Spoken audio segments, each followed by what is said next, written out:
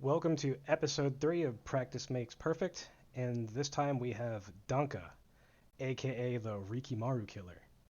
How's it going, Dan? Woo! Dude, I'm excited. So, I'm how's it going? excited. We're gonna talk 3S. It's going really well, man. Just living down here in Maryland. We have some cool Third Strike developments down here. With If Issei people, coming back into town? Issei is now. We got him. He's You got back. him. He's an American. Officially, we're stamping it on him. We're giving him some burgers. He's We're he's gonna. he's actually one of the people that's been helping me a lot and really sort of breaking some things down that I sort of have a hard time wrapping my head around. So I do very much appreciate that. I'm very fortunate that I have a lot of people that are looking out for me, whether it's in Japan or here.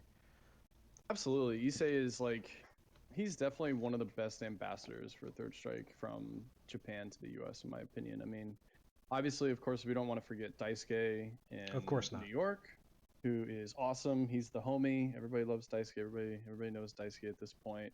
He's been in New York for quite a while, so it's cool to have him on the East Coast as well. So now we have not one but two Japanese players on the East Coast. So who's winning now, Callie? That's right, we're winning. But yeah, it'll be cool. He basically like just got into town, so Yeah, he's in. got to give him some time to unpack and all that stuff. He's actually looking to start playing online too, which will be an interesting experience for him, I'm sure. Yeah. Like I don't think he even has his.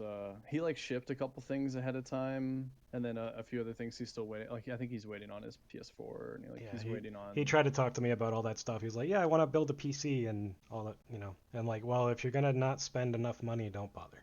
Just wait." Yeah, it's um, definitely true.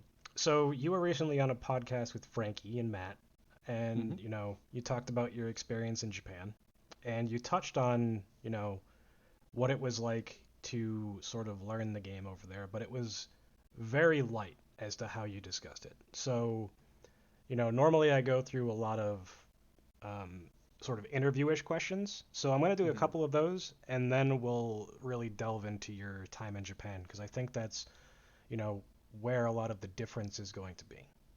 Sure, that sounds awesome. So did you always start with playing Makoto, or did you, play Ken or Ryu like a lot of other people at the start? Yeah, I played Ken. I You think say that like it's a everybody bad in thing. no, not at all. It's definitely not a bad thing. I think a lot of times people have conversations when talking about first getting into Third Strike, and they like hop around from character to character, which I think is a good thing. It's important to like get a feel for the cast, and especially if Third Strike is your first fighting game, which for me it was pretty much. I had played like a little bit of Champion Edition. Shout out to Mutant Experience for always making sure people call the Sega Genesis version of Street Fighter Champion Edition. That's the correct terminology. Um, I played a little bit of that on Genesis because that's the console that I kind of grew up with right when I was a kid. Right. Played like UMK3, which I still think is an awesome fighting game, by the way. Just It's learned like, definitely different. That's for sure.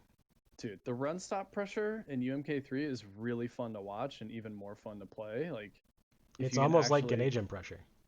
yeah, it is. It really is because there's proximity guard, and you can like do a block string dash up, or run pressure up, hit a button, and then like, and the combos are fun. Dial But combos.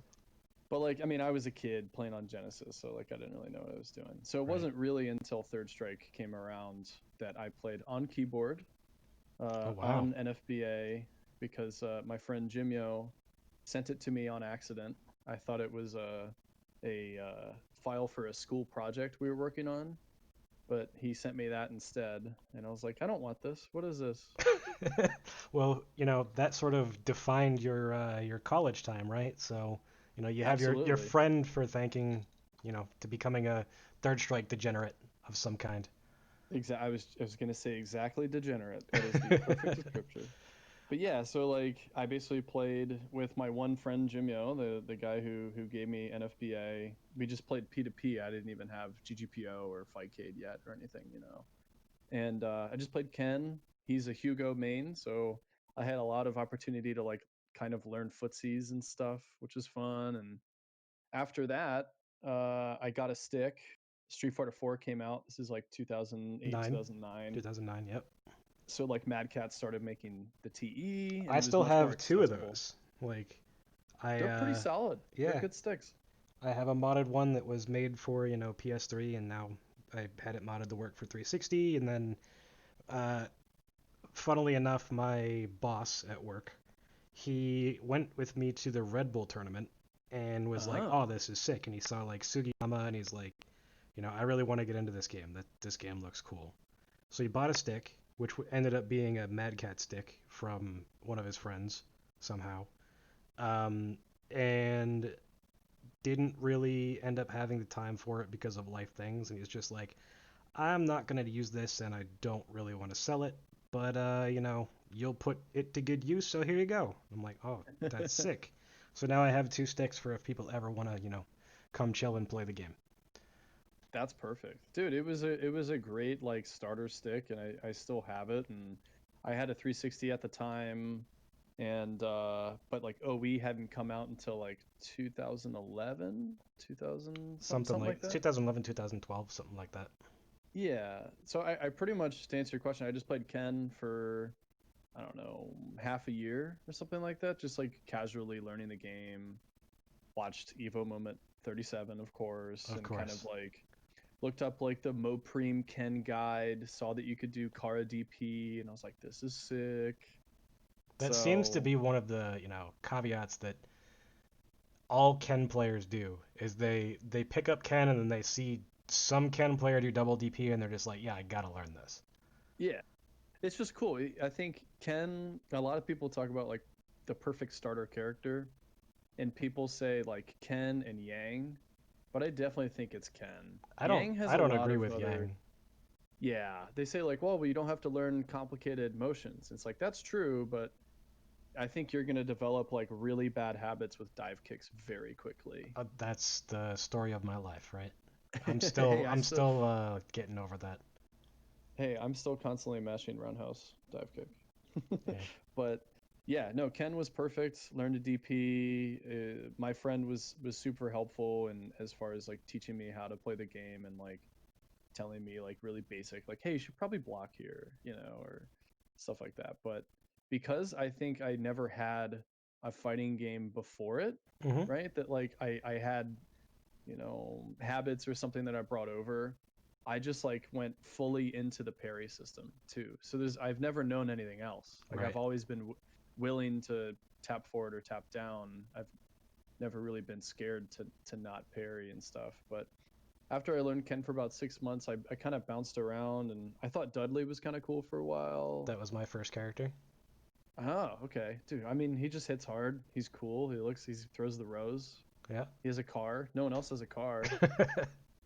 Like, he looks cool. And then I messed with Urian a little bit because I thought Urian unblockables were cool. But, like, I never really in earnest learned those characters until I got to Makoto. And then it was very quickly like, oh, this is my character. Right. And then, like, I didn't question it. I just played Makoto straight for like 5 or 6 years. So, I played Ken as a sub character, but just mainly Makoto. I played Dudley and then I moved to Necro because of Pino videos, right? Oh, Pino's the man. He's such a nice guy. Yeah, I met him. He's a cool dude. And He's very wacky. He's very goofy. he definitely is. He's an eccentric type person. Um, and then I moved to Yun, and I actually moved to Yun because I think the first year that Tokyo Game Action did the SBO qualifiers, I had Mopreme at my house. So it was Mopreme, Justin Wong, Henry Sen, Jet Fee, Flash Gordon, um, Man, some Cameron flashback Buckner, names here, yeah, bro. Cameron Buckner, Random James, literally like a zoo of players at my house. But Mopreme showed me Carapoms, and I didn't have real interest in Yun until I saw that there were high execution things, because I originally came from playing Marvel, and even though I sucked at Marvel, I was good at Magneto stuff. Oh, okay. So that's like the only thing that I really enjoyed was combos, and that's sort of why I gravitated towards Dudley. And then I saw like stun combos from Necro and stuff, and I was like, oh, this character looks cool. And then finally I saw Genage and stuff, and I was just like, yeah, this is my character. That's pretty much the same with me for 100% stun. Like I saw Tominaga do his thing, and I just thought I want to make people as mad as Tominaga makes people. It's a good reason to play. It's also I a very debilitating way to play the character if you're not sure what to do. Yeah, for sure. Like I don't know. I kind of joked that like Yang gives people bad habits. I think every character has the opportunity to give you bad habits. Of course. Um, Makoto definitely like just getting into that fishing habit where you just want to get the Karaxa in the corner like that, Yep. and that it super narrows your focus, and that's all you want. Yep. That's how Um, you beat most Makotos online is you let them get their super, you stand just outside of Karakusa range, and you're just like, I'm gonna jump. I'm gonna jump. I'm gonna walk back. And you're just gonna sit there and hope that I'm in range to get your parry into whatever, and then kill yeah, me. And then they just die to like random pokes or whatever. but still, the feeling of hitting the double is worth it. That's all you want. That's how I It's the felt satisfaction. with you know Carapoms and stuff. That's I was a combo monkey forever. Like I always tell people I didn't really start learning Third Strike until 2015. Because even though I Uh, played the game for a decade before that, I was literally nothing but go into training mode, practice a couple combos, go to a tournament, and like lose. you're like, I'm so ready to work these car palms into a match, Yep. and then you get waxed, and you're like, oh man, You that know, didn't feel good. so I a lot of our local players had to put up with that, I guess. Um, but it is what it is. I eventually learned and broke through that first plateau, but as with every player, we all come to that second one, that third one. So when you started to like really delve into Makoto, you said the double was something that, you know, put you onto that character, so to speak. Was it because Yeah, you saw absolutely. Tominaga Like, matches, or did you just like screw around with the character and you saw that it fit you, and then you saw Tominaga do it? Was like, yep, okay, that's for sure now. no, I mean, Tominaga is the poster child for it, right? I Right. mean, you can't, even if you just search like, I guarantee you, if you go on YouTube and you just search Makoto double Fukiage, you'll see a match with Tominaga, Of right? I mean, course. Yeah. he's just it's so synonymous now, which I think is a huge testament to him as a player, not just like what the character can do, Right. but like to be known for something in a fighting game is not easy. Like Sako is known for the BB Hood vampire combo, the infinite loop, right? Yep. Um, I'm trying to think of like another player who's like really known for specific combos. I don't know, like when Tokido brought the unblockables to Evo Yep. He with was Urian. synonymous with that. Yeah, like Uh, everyone's mind you was know, blown. before, you know, one of the only Japanese players synonymous with Carapoms is Saru Oh, that's right. from Osaka, I want to say. Yeah, I'm pretty sure he's Um, in Osaka. but he's one of the only ones that do it. I mean, Mester did it for a while, and then he just stopped. For whatever reason. Obviously, it's very risky, but it's cool to know that that one thing that sort of originally drew you to that character is something that also keeps you playing it, right? Because that feeling of getting that double Fukiage is it's never gonna go away. Yeah, and but like I will say at the same time, it's funny going into Japan. I'm skipping ahead a little bit just to explain that like Mimura was my favorite Makoto at the time. He Right. was my favorite player because of how like frantic he plays and how fast he plays, and he dashes in and out, and he does like really sick chain combos in Makoto. Like you can do stand jab, stand light into Chesto into Seichu, which is just like It's hard so actually. it's really hard, and it's so extra. Like you don't Right. need to do it, but it just looks sick, and like that's part of how he plays. He plays not only to get in your face and be offensive and put the pressure on you, but like he also wants to do things. I think just through conversations I've had with him, like he does it because it feels good, That's and I why I do think Carapoms and stuff usually. right. And that leads into a style of third strike, and I think Tominaga does the double because at least at first because it feels good to do, Right. and that's as good as any reason in my opinion to pick up a character and learn them because you genuinely enjoy them and you're having fun. So I mean, I still play SA1 in specific matchups, but generally I play SA2, and It's the kind of how double is pretty Shinta fun. approaches it, right? Is where he plays SA2 in specific matchups because he knows how, brutal the double or even the single can be, like against Goki or Remy. Hmm. Like, yeah, it's pretty demoralizing to get 100% stunned and then you die. Yeah, I mean, it's just a strong option too, like especially if a character that is known for their corner pressure, like we were talking about Necro earlier, Yep, right? Necro wants to be in the corner or have you in the corner at all times, yep, and then Makoto wants to be in the corner at all times, but only when she's playing SA2. right. And And also, so like, like one oh of the sorry, go things ahead. that a lot of Makoto players don't utilize properly, which is one of the reasons why Tominaga is actually so strong, is understanding when their opponent is just not going to give you that, and then just going wild with the X's and knowing how to optimize those as well. Yeah, I mean, that's the other thing is like SA1 is fantastic. And if you really want to make an argument for which super is better, I personally believe SA2 is better, but like just barely. Right, Because the SA1 is so good. It's a one frame super, does a ton of damage. It can be linked off pretty much anything. It's very flexible. But the one thing that it's not flexible with is the EX bar. right. You Whereas really have to Makoto's, commit to using it yeah, and then building it again.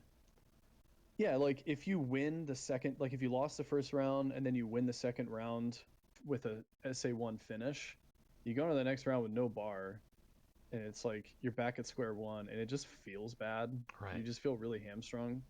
Whereas like if you get the double off on the first round, you're building all this extra bar because you did the double and it's two normals at the end of it, and then you get the combo finish. So you probably built another three-quarter of a bar.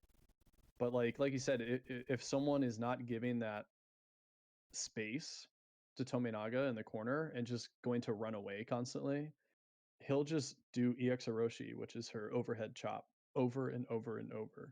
And like that's like one of the things he's known for is like he'll do it like three times in a row on someone's wake up, and then the fourth time he'll just Croxa or something. Yeah.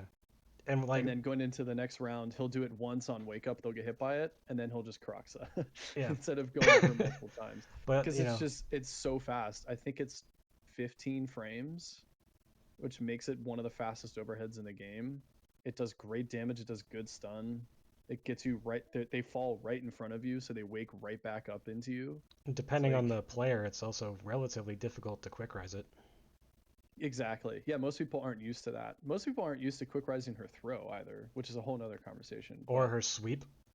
yep, or her sweep. She, I do like to explain her as like the most awkward character to play in Third Strike, Yeah. outside of someone like a Q or a Hugo, which are obvious grapplers. Right. Whereas Makoto walks like a grappler and then she fights like a twin, Okay. which is really because her dash is so strong. It's like about as fast as a dive kick. It's just not an overhead. Right. She has access to an overhead that's really strong. She has a command throw just like the twins.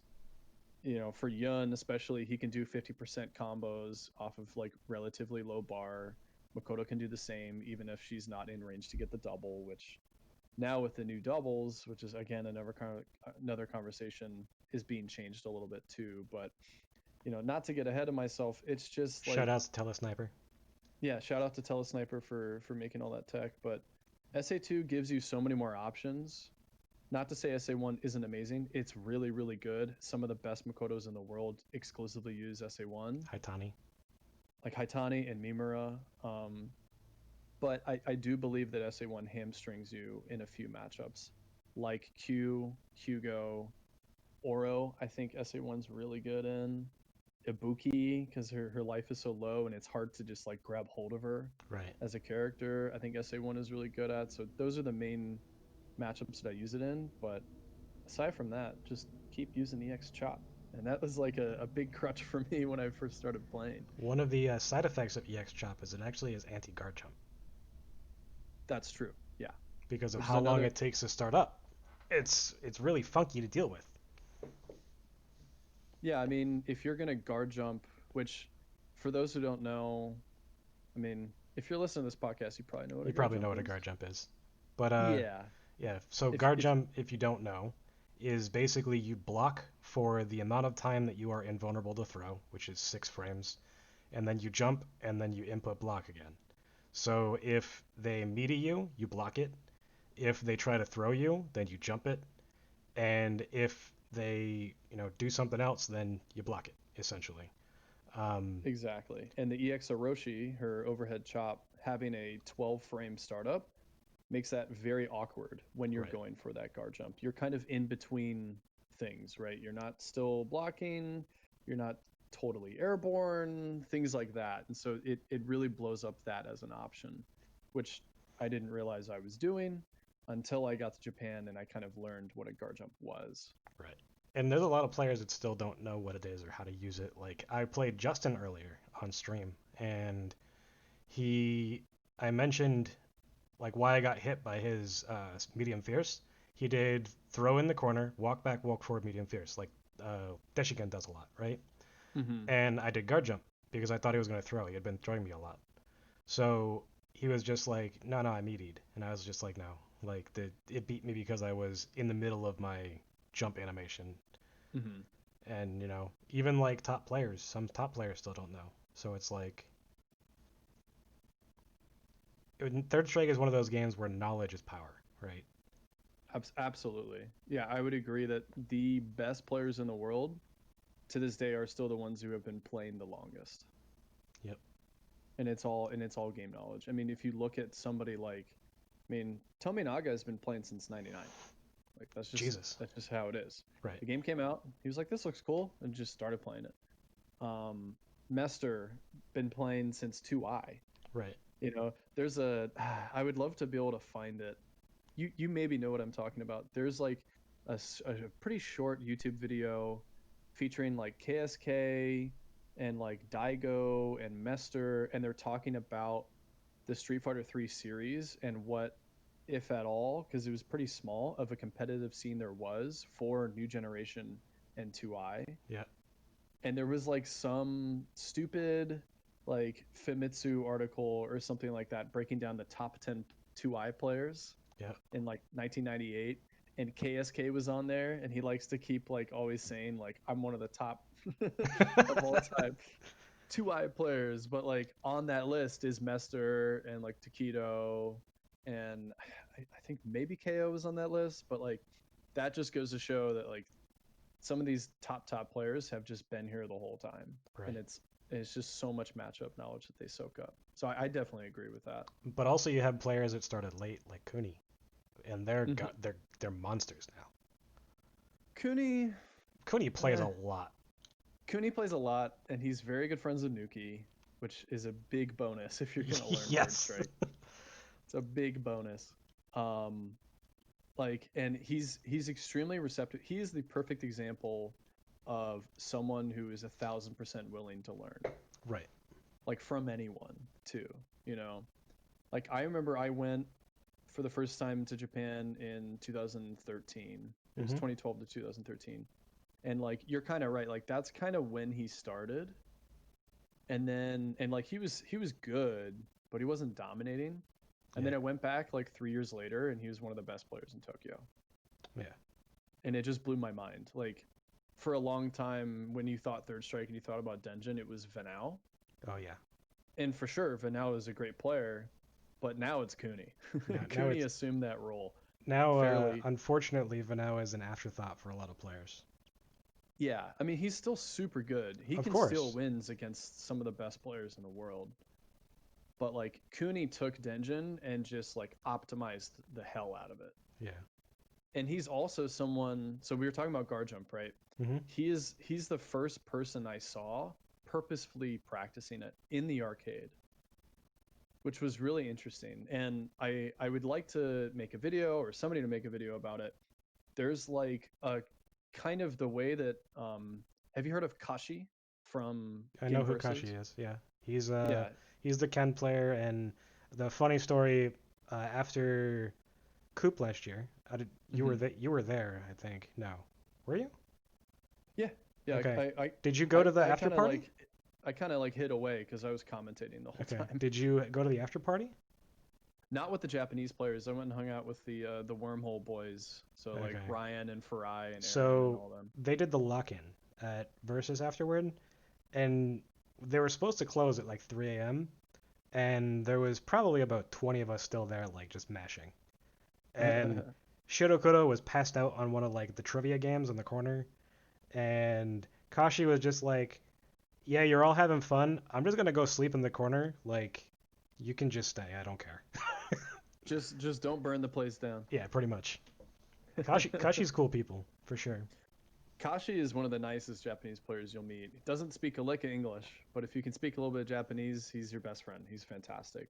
He taught me a ton, and I bring him up because he is such also like a student of the game, like you were saying, like just soaking up knowledge. Hmm. You can ask him about any character, any matchup, and he'll have something to help you. He'll have something for you. Right. But anyways, he and Cooney were sitting on a cab. It was kind of like dead in versus that day. It was before the free play started on at noon. Sunday? It happens on Sundays. Yeah. Yeah, this is back in 2015, and Kashi and Cooney are both playing Shotos. I think Cooney's playing Ryu and Kashi's playing Ken.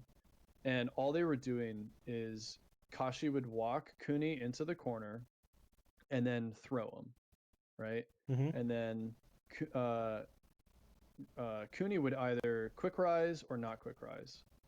That was like the first step of the mini game. If we're calling it a guard jump mini game, that's the first step. Okay. The next is as he's waking up, Kashi would either do throw again, or he would do target combo meaty, right? Okay. Yeah. And so Cooney would just basically try to guard jump and then guard jump out.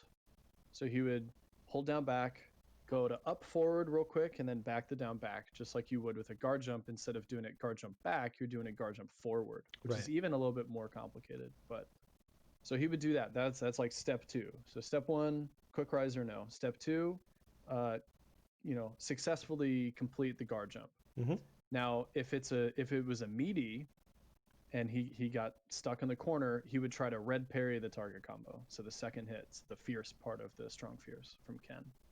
If he got out of the corner, right, the guard jump was successful and Cooney went for the throw, he would then air parry the other way Right. because Cooney would do close fierce as, or Kashi. sorry, Kashi would do close fierce with Ken as Cooney is jumping out.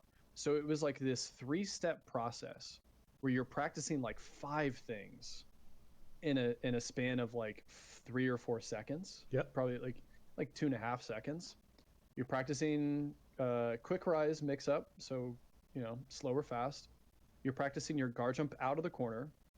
You're practicing a red parry on the Ken target combo if you're still in the corner, Yep. and then you're also practicing parrying out once you successfully guard jump out of the corner. So like, then like the next level would be If he does DP okay, off of the fierce or whatever.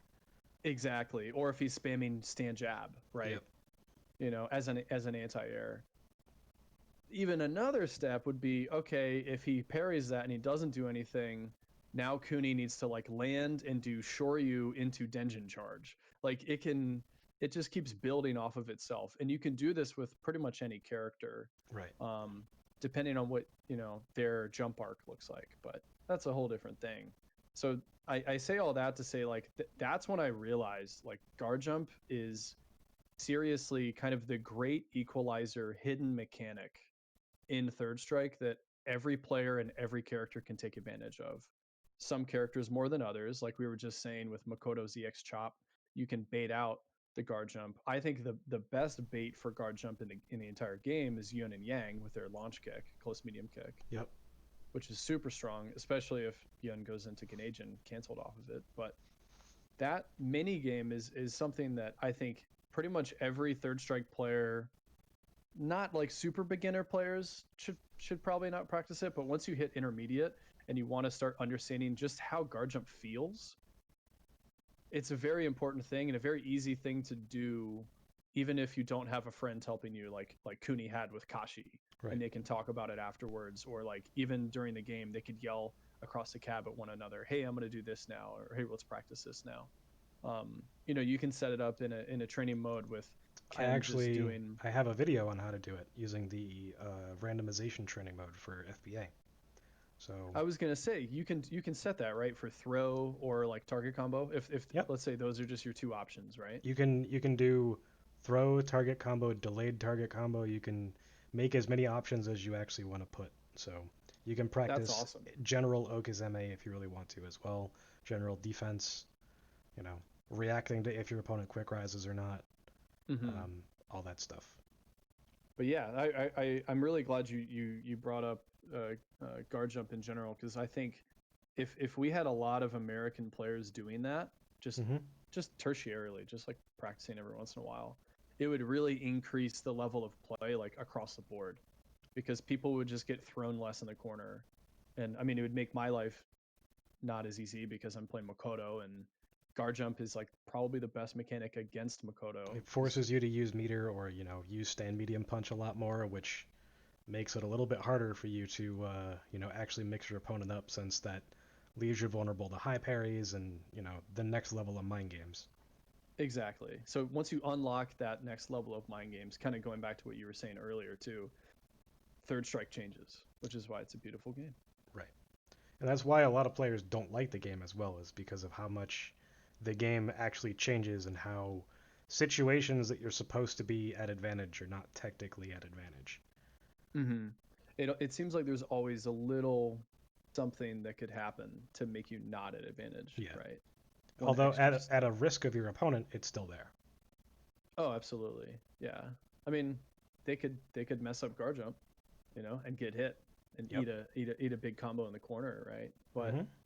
I mean, top players don't really mess it up. At least in Japan, they don't mess it up. So you mentioned that sort of buddy system that Kashi and Kuni had, and I've seen videos, or there was a stream that Sugiyama did, where it was basically like the coalition of top necros in Japan, where they all met at Sugiyama's house, and they were all like going over specific characters, like what the max punish was on parry for specific red parries, specific far parries, like did they find anything new this year, etc. And it was just like that's the sort of thing that just doesn't exist in America. Hmm. I definitely agree with that. So my next question, I guess, is how common was that? Was that sort of I'm gonna partner up with this person and we're not gonna practice something? Super common. I mean, at least from what I could tell, getting there in 2012, it seemed like you knew who the top yun was, right? It's like it was Mester and Yakun, and then like even at that time, Sho would go to Yakun and just be asking a bunch of questions. I mean, he was really sick at the time. His execution's amazing.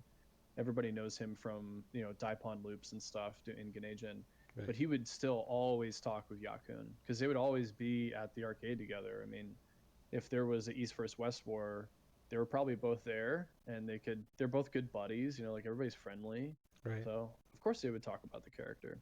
But something like, um, do you know the Necro player Konitan? Yes.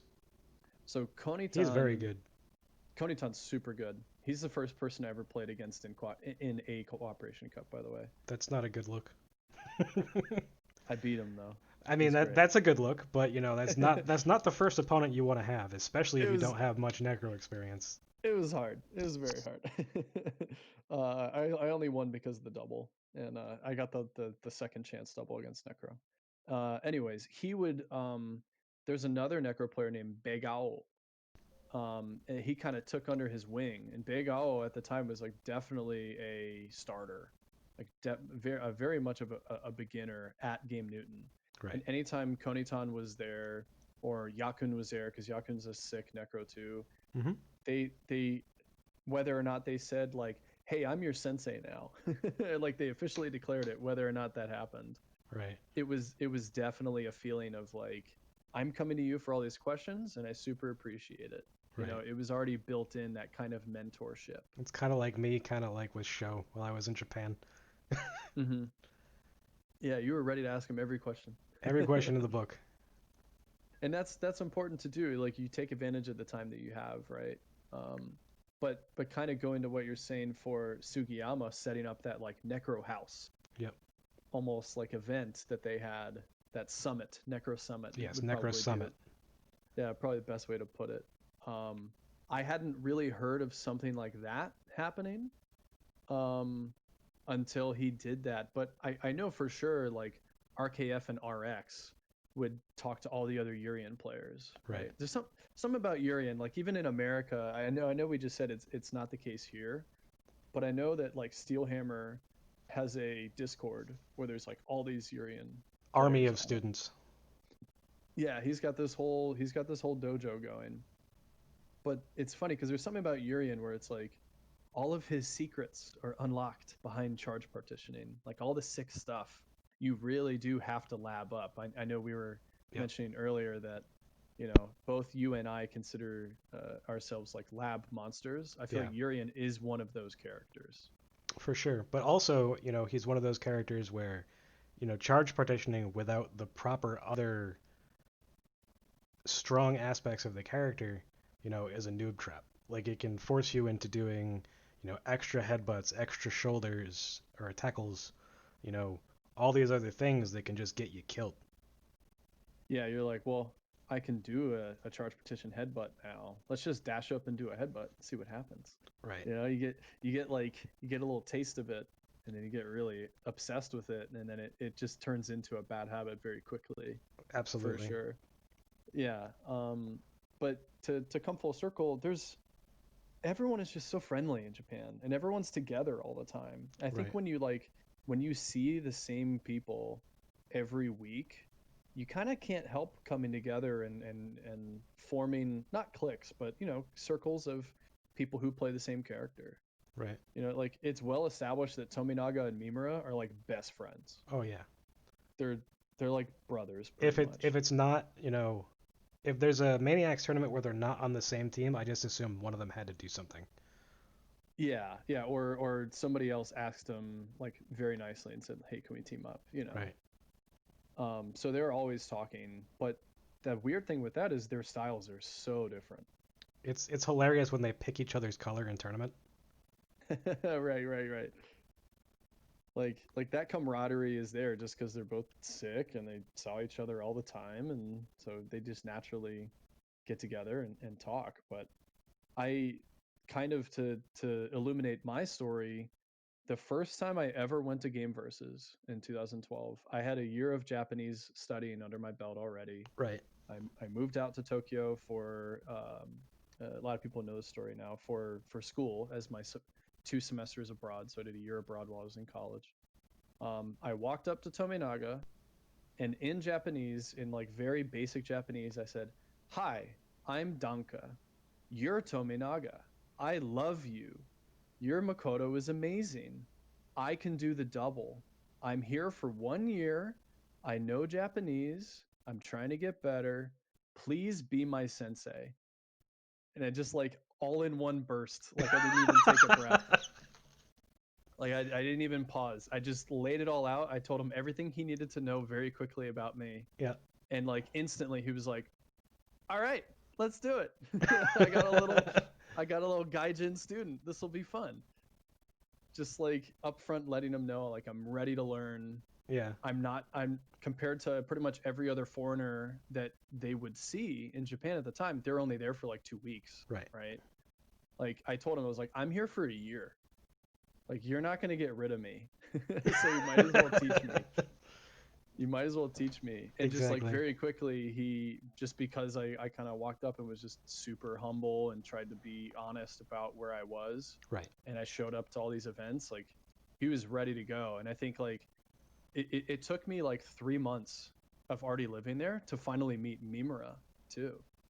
I don't know why at the time he just didn't come out to Versus that much because he lived in Chiba, which for people that know the geography of Tokyo is a suburb northeast of Tokyo. So it's like an hour That's where a show 10. is, right? The Supersonic or whatever it's called. Say again. I think isn't that the area that show is from? Like the same arcade, like where Yone and Mimura and Like Oja Genki, and a couple other players. maybe I don't know for sure Shino, if the Show is Makoto. from there. Oh, Shio. Yes, yes, you're correct. Sorry, I thought you were saying Show, like the Yun. Well, I was. I thought Um, that he was from the same arcade, like same home arcade. I could be wrong, but I They think that's used to what. have a home arcade there called Techmopia Okay. that actually closed down in 2013. Um, they had a really sick like final tournament. It was a ratio match tournament, That's cool. which is the only one I've ever been to, and like probably like the most recent one that's happened because it's such a rare format. Right. That's a whole other thing. That's a whole other story. But yeah, like it took like 3 months for me to even meet Mimura. So like I told you before, Mimura was my favorite Makoto Yeah. at the time going to Japan. Mhm. And then like I kind of just saw like how dominant Tominaga was with the double, and I could already do it. I wasn't as consistent as him, obviously, Right. but like he saw that, was like, oh shit, this kid can like already do the double. Like we just got to get him, learning all the ways to trap people, pretty Right. much. So we have to do it with Makoto. So like I very quickly realized, I was like, Mimura is sick, but Tominaga is a dude who's winning like all the time. Like yeah, Mimura would win a lot, but he would play somebody like Yakun or Ricky Morrow or MOV when they would show up to game versus, which they didn't show up super often. But like Mimura would lose a lot against like the really really top players, just maybe because he didn't have that ace up his sleeve that Tosanami gives you, Right. and that weird kind of sixth sense that Tominaga developed to trap people into the double. So I very quickly just latched onto that and really kind of created my own little Makoto group, kind of what we were talking about with Necro. Right. So, since you got to learn from the best, right? What was the hardest aspect of learning the character? Was it learning the double initially, or was it what came after? Trapping people is the hardest thing about Makoto. If you're gonna play double, Mm-hmm. like you can do it. That's cool. I think it's a hard combo, but I definitely don't think it's As hard as up some people there. make it up, out to be. I'm glad people think it's really hard because it makes me look really sick. But like, it's really not that hard. You can spend, Have you even seen if the you have video of no the? knowledge of Makoto, you can spend a week or something and then get it pretty consistent. But doing it in tournaments, another thing. Doing it on different hardware, like on different sticks you've never played on, is Yeah. pretty hard. But really is the process of understanding where on the screen you can do it, the the steps you need to take to set it up. So like I'll give you a perfect example. Tominaga, what I would say, he has like a few different things in his gameplay that I have, of course, have memorized and X copied to death. But Yep. one of them is that he will jump at you and hope that you try to air him, right? So Mm-hmm. let's say you're Yun or something, right? And I'll jump at you and you do a jump fierce with Yun, right? Yep. He will air parry that and do jump short. And then the second he lands, he dashes to the other side and now he's in the corner. Right. And that mix up, which I've kind of dubbed the Tominaga mix up, where your opponent is landing and you've now put yourself into the corner, that process of them landing and having to pretty quickly decide, am I going to jump away, A, B, am I going to do some kind of reversal move like a Shoryu, or C, am I going to block? It's pretty much always A. They just want to get back up in the air. Mm-hmm. And so what Tominaga will do is he'll just dash onto the other side and just go right into fierce into SA2, which seems like a real bet, like a real gamble, but it's Mm-hmm. not at all, because of that process that he's set up over a decade of just trapping people into situations where they have to play that guessing game that Makoto is known for and at her best when she's playing. So Yeah. trapping people is really hard, and then understanding how to trap each individual character is kind of the next extension of that, and where on the screen you need to be, moves you need to look for, ways you can dash under someone, ways you can anti-air someone to then put them into the quote unquote Tominaga mix up, is way more difficult and requires way more extensive game knowledge than just learning the combo itself. Right. Absolutely. What I was gonna say, have you seen the video of the dude doing it on like three different characters? Like not the same timing characters either. It's like Ibuki, Yun, and like Ken or something like that. Mm-hmm. Um, and Well, like, blindfolded just does the double. oh, blindfolded? That's Blindfolded. cool. No, I haven't seen that. Yeah, That's cool. You have to send me that after. That's I sick. I I want to don't see know that. if I have the link still, but I saw it at one point. It was pretty sick. I would bet I could do it blindfolded. I could probably do it. First Just on like attempt? first attempt, probably not. But like, who knows if that guy was it was his first attempt? Who Probably not knows? either, Who right? knows? But yeah, I mean, part of it is that you can install your dash, which if people don't know that terminology, like if you've ever like certain SNK games have it, basically you just buffer your dash as the super is ending, and you don't have to worry about hitting dash and then immediately trying to do the Kara DP. You just hit dash and then return to neutral, and Makoto will dash at the end of SA2. So there's things that make it easier. Um, but really it's just how do you get the grab in the first place? Right. How do you put your opponent in that like how did I get caught? That feeling, right? I mean, Hmm. you've had it, I've had it, everybody's had it if I they're had it in playing tournament Makoto. against you. Let's not Wait, forget when? that. When we were at that random select tournament where I dive kicked into you and you just fucking Karakusa'd me and killed me, and I was just like, oh no, not again. Yeah, oh, I do remember that. And you were like, tell me about the matchup, and I was like, you just dive kicked at me. That was it. Yeah, I remember it was like you just did one wrong dive kick, and you, yeah. you And then just I can't. died. Yeah, Yeah, I think the reason people hate playing Makoto is because it is a real test of willpower. yeah. And third strike players are not known for their blocking and willpower. Like they want to get in there, they want to parry, they want to do sick stuff, which is fine, it's great.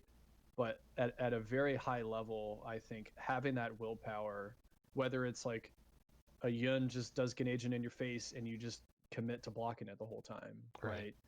Or Or even from the Makoto, Yun side, they just stop what they're doing and see if you do something. right, right. So like that was a play style I had never really come across in the States until I had got Japan either. So that was a whole another wrench in kind of my thought process of Right. how I trap someone when they don't do anything in the first place. When somebody says "come at me," if it's a Ken especially or a Chun Hmm. against Makoto, that's like actually the most scary thing you can do against her is just stand there because she has the slow walk speed, or if they're going to stand there and just look for your dash and the Ken is really sick or the Chun has great reactions, they can just low forward super you. Like there's no mystery there.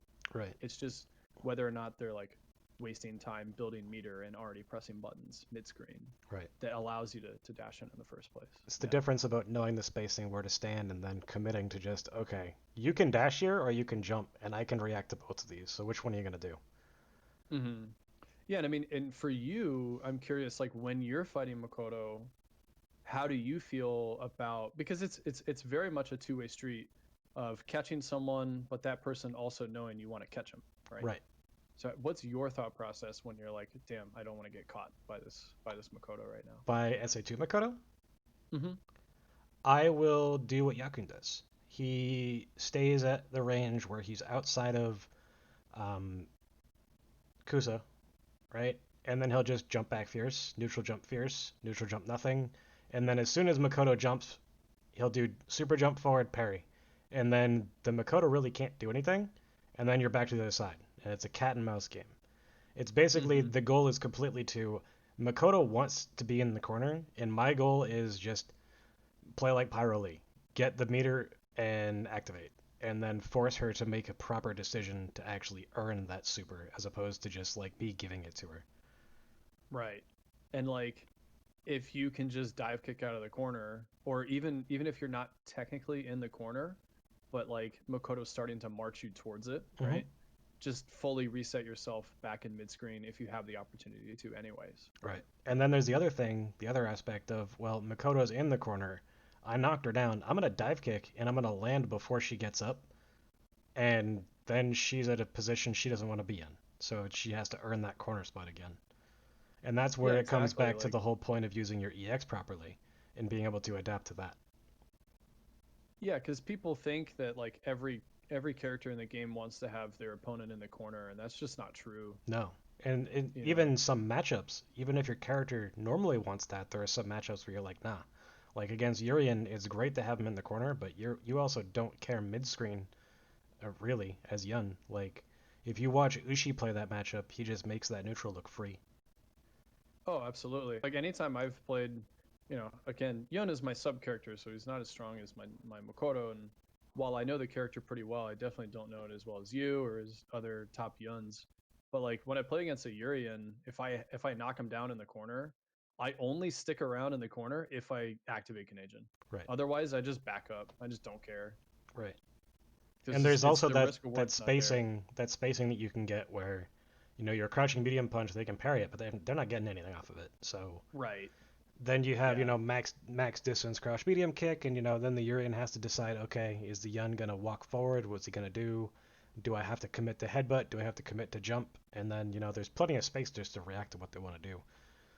Because dashing at that distance doesn't really make sense, and, matchup specific stuff. And that's actually something I want to make another podcast about, is talking about Yun against particular characters and breaking down like the nitty gritty with the person that plays the other character to get both sides. Hmm.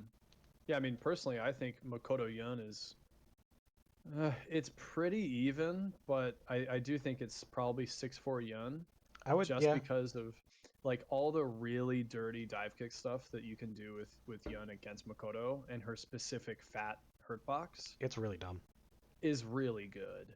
Yeah, and when you have the kind of like, I don't know what you would call them, like plan B dive kicks if Makoto doesn't tech roll. Yeah, If you have all of those down, it just means that anytime you get a knockdown on her, if you set it up properly, you can always get across that dive kick against a character in Makoto that just doesn't have a DP. So she can EX DP in some situations, but it's risky. it's it's like, I don't know. I think it's super fake. Yeah, Like, I don't yeah, disagree like myself, but it does work sometimes, especially if the Yuns sometimes, overcommit. yeah. Most of the time though, like you just get the little EX flash startup and Yun will actually land with the cross up dive kick, and then he just gets a full combo, Yeah. and you're kind of shit out of luck. Yeah. So since you had That's a all that time in Japan, right? Like, what would you say you're still learning and perfecting with your character um it's hard to outside of the new say. like double combos? Yeah, that's definitely like the first on the list is double combos, the new ones. I'll break it down real quick just for those that don't know. If people haven't been on Third Strike Twitter for the last like 3 months, because it's everywhere. Telesniper is a awesome Makoto player here in the U.S. who first invented the Chun Li double, which didn't really exist until 2013, 2012. I get hazy on the exact year, but after making that, I know that it technically has been around, but maybe just not explored, is landing two Fukiages in the corner, which sounds kind of obtuse for people who don't play Makoto, but basically the way that Fukiage pushes you away from the opponent once you land it after SA2, it puts you at a very awkward distance to land a second one unless you're mid screen. So while you can get a Karaxa into Fierce into SA2 and then have the opponent in the corner, fully in the corner, it wasn't really up until recently that getting a double Fukiage, aka the 100% stun, was really optimized. So I want kind of to just like jot that down on my list, go through training mode, kind of bring back the inner lab monster inside of me, add that into my repertoire, and be able to like be very consistent with that against the cast. So like that's the first thing, because it is very important. There's plenty of opportunities that I've had throughout playing in tournaments or in casuals where I get the Karaxa, but because I'm pushing them into the corner, I have to do a damage combo instead of a stun combo. Right. Whereas now it's just not really the case against a lot of the cast. So And he's that's trying to something. teach it to Tominaga, and he's trying to make him better. Please no. Yeah, let's. Well, that's the funny thing is like I did explain it. I think somebody clipped it out from the conversation I had at last Cooperation Cup. I was commentating with Farai. Hmm. Shout out to John, JP, still living over in Japan, one of my best buds. And we were talking about the whole story of how the Chun Li double came about, but it basically was like an update to the game that only benefited Tominaga Right. in a very weird way. Like, hey, this new combo's found for one player. It's very strange, but like I think it shows like how free of system that they made for this game is, and how much like style there is, along with like skill ceiling, which I Right. think like the skill ceiling with something like an agent, with Urian, the skill ceiling is super high. Some of the stuff that you can do with him if you have that level of execution. And then same goes for Makoto. I think her skill ceiling is very high as well. So we'll work on it. All I have to do is I have to learn it. And then next time we can all go to Japan for the next Cooperation Cup when everything blows over with COVID. I And you can can sit teach it him to down. Tominaga. I can sit him down. I mean, he knows of it. I'm sure he's done some of it, practice here and there. But to have like just a spreadsheet in Japanese and say, here's how you do it against every character, I guarantee you it will up his game for Right. sure. Yeah. That's already But scary like thinking about it. outside of that, I don't know. There's a lot of red parry stuff. There's like third strike general stuff that I Right. want to learn and get better at. Being even more consistent with guard jump because I still miss guard jump here and there. I'm pretty good at it. Probably like 90% Right. success rate with making sure I'm doing guard jump correctly. But again, that 10%, you just eat a fat combo and it sucks. Like red parries, there's some red parry stuff I want to learn. Like I've gotten pretty good at like Ken target combo red parry. There's some red parries against Yang that I would like to learn because I think it makes that matchup easier, The slash especially parries if and stuff. yeah, the So, slash parries. but before you start talking about red pairing those, you know, Nika KO talked about the European player Cartola, right? Actually, I'm And not familiar with him. okay, so Cartola is a lab monster from the EU, right? From Spain. Okay. And he plays Yang. So, what a lot of people don't know is that there is a variable timing at which you can cancel your slash. So, you can blow up red parry attempts by delaying it by 2 frames.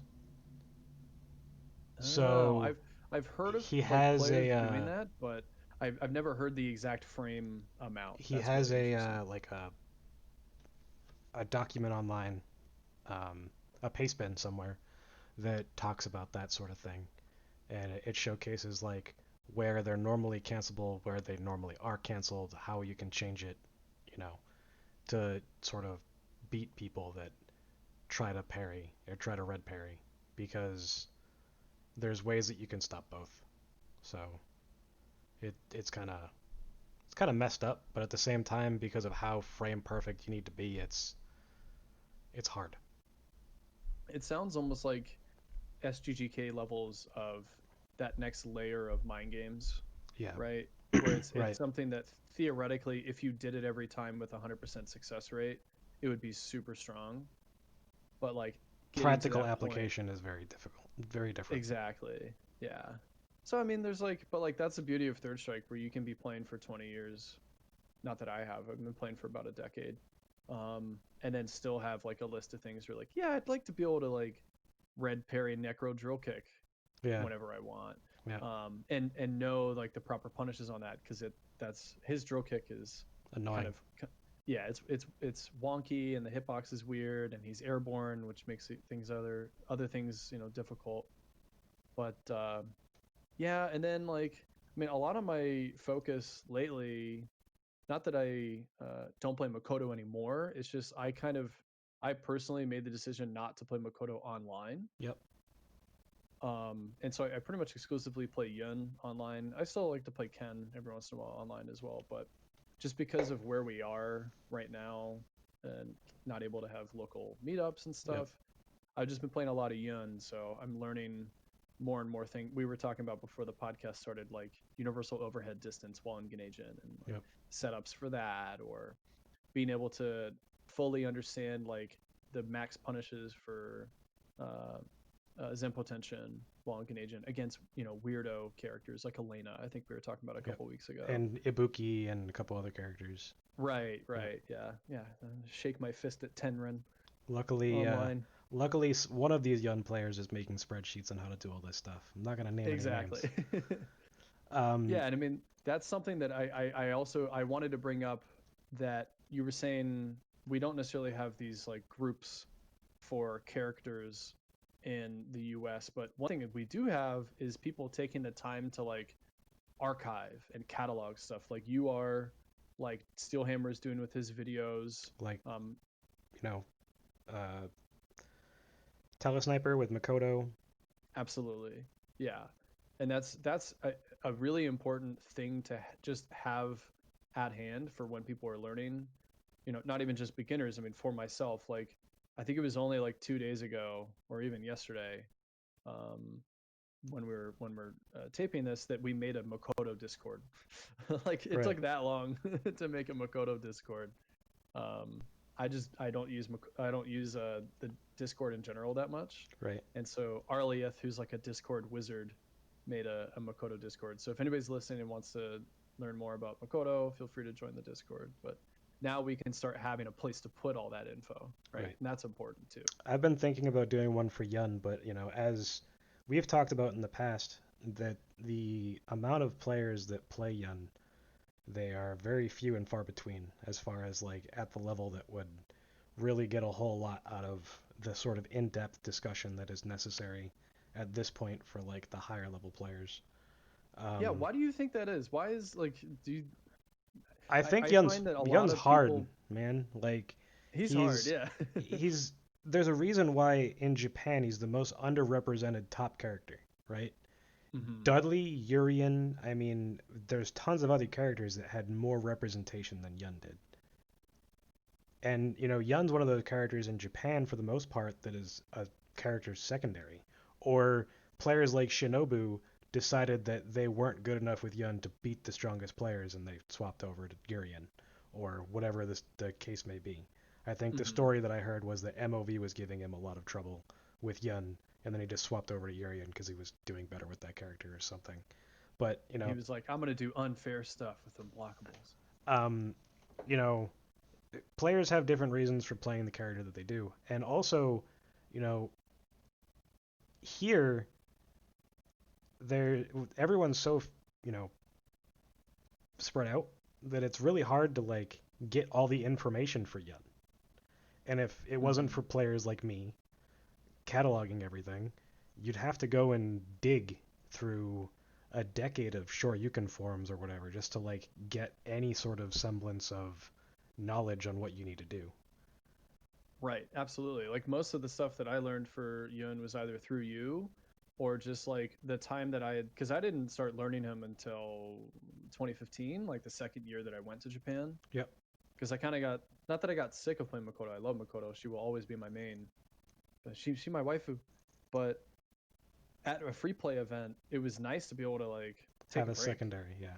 and have a secondary other than Ken, because like everyone in Japan knows how to destroy Ken because he's synonymous. You have to be really good with Ken to get wins over there, I think. There are a Um, lot of really good Kens though. yeah, that's the thing. It's like Bowie Yen, there just wasn't as much, but I had these the best Yuns in the world at the arcade with me, so I could just like stand there and watch them and be like, all right, they do activate Ganesian and stand strong and then crouch short, and then they do that a bunch. So let's just mirror. So I was just like really just copying them without really knowing what I was doing for like proper Ganesian block strings, right? How to set up a Zempo tension while in Canadian, things like that. I didn't really know what I was doing, like the matrix code behind it all, but Right, I knew that it worked, and so I just kind of did that. right. Whereas I think you're totally correct in that Canadian, not that it is like the most complicated thing in the world, but you turn into a different character, You turn into and an anime fighter without an air yeah, dash for like 10 seconds. and that's something that if you don't have experience with, then you have no clue what to do with it, And even then, and even if you have experience with it, anime games don't have juggle limits. Like, that's Third true. Strike has a hard juggle limit for certain things. Even in Ganajin, you're forced to do specific, sort of run of the mill general, this goes into this can go into this, these can go into these enders. Like, you're piecing together a puzzle. And because of the variance of how you need to open the opponent up, right? As Yun, you need to open them up in Ganajin in three ways. Either with command throw, which is the most common, Hmm. with confirms, which is the second most common, or with universal overhead, which is hardly ever used by, Yuns outside of Japan. Right, Um, and that's the hardest thing to space too, in my yeah, opinion. but also it requires you to know your opponent doesn't have the reactions to deal with it. Yeah, that was actually something I thought about recently, where I was like, I think it was, can't remember, oh, I think it was Frankie on Mutants podcast. They were talking about Ahmed, Hmm. the New York player. He plays Chun, plays Ken, both at a high level. And they were talking about him at the Jazzy finale at Defend the North. And one of the things that Frankie said was like his reactions are really good. Right. And I've always thought that like if you were like a top third strike player, but like you also had like a Red Bull and a cup of coffee in you, and you did the MOV thing where he brings the oxygen tank and takes pure O2 into his bloodstream before he plays the match. Like if you can get another like 3 or 4 frames of reaction time, the game really opens up. Right. Like if a Yun is marching you down with Ganajin and then goes for that universal overhead, it is technically reactable. And especially like if I'm playing Makoto or something and like somebody goes for universal overhead, and if I get the parry in the corner, I Hmm. win technically. So You I've get I've always been very curious to like to know if people are able to drive their like frame reactions up by like 3 frames, right. how much better they would really get at third strike. I think a lot better. Right. But I mean, there's also, even if you're looking for it, when you're looking for that, you leave yourself open to Zempo, right? Mm-hmm. So Absolutely. the thing about Ganasian is you can't focus on everything. Like you're gonna defend against it one way, and you're gonna focus on one thing. Like there are you can technically guard jump during Ganasian for those that don't know, that don't know, because of how Could plus. you explain that? Okay, so um, in Ganasian, most of Yun's normals are plus 13. Okay, Mm-hmm. specifically crouch short. So the pressure you were talking about, medium crouch light kick, medium crouch light kick, medium crouch light kick, medium Mm-hmm. punch. That string right there is a true block string. If you keep that up at the proper timing, your opponent will block forever, even if they go from down back to jump to down back, or even if Chun Li is holding down back and mashing jab, that jab will never come out, Right. right? So that's where trapping your opponent is the same thing as Makoto. You have to know what your opponent likes to do to try to defend. As an example, Tenren loves to do down jab, right? So, knowing how to structure your Ganajin to the point where you can afford to add in parries or leave space for that down jab to happen. Chuns love to do that. And actually, something that most people don't know is that Yun can frame perfect Zempo and throw every character out of their fastest normals. Yeah, I've heard that. It seems like the top like Yakun and Sho or like Derun as well They will do that, they but it don't just do it like that, right? It's actually something I showed Issei, and he was like, I hadn't seen that before, and hmm. it's something that I mentioned to Hirahata when I asked why Ushi does crouch medium punch, crouch light kick against Chun, and he said it leaves him closer, and it makes the uh, Zempo where it eats the jab easier. So instead of stand medium punch, which Crouch, actually knocks you a little bit further, he'll right? do crouch He'll do medium crouch punch medium, into crouch crouch light short. kick to get closer to make Zempo easier. Huh, that's interesting. He does it in a couple other matchups too. It's not just Chun.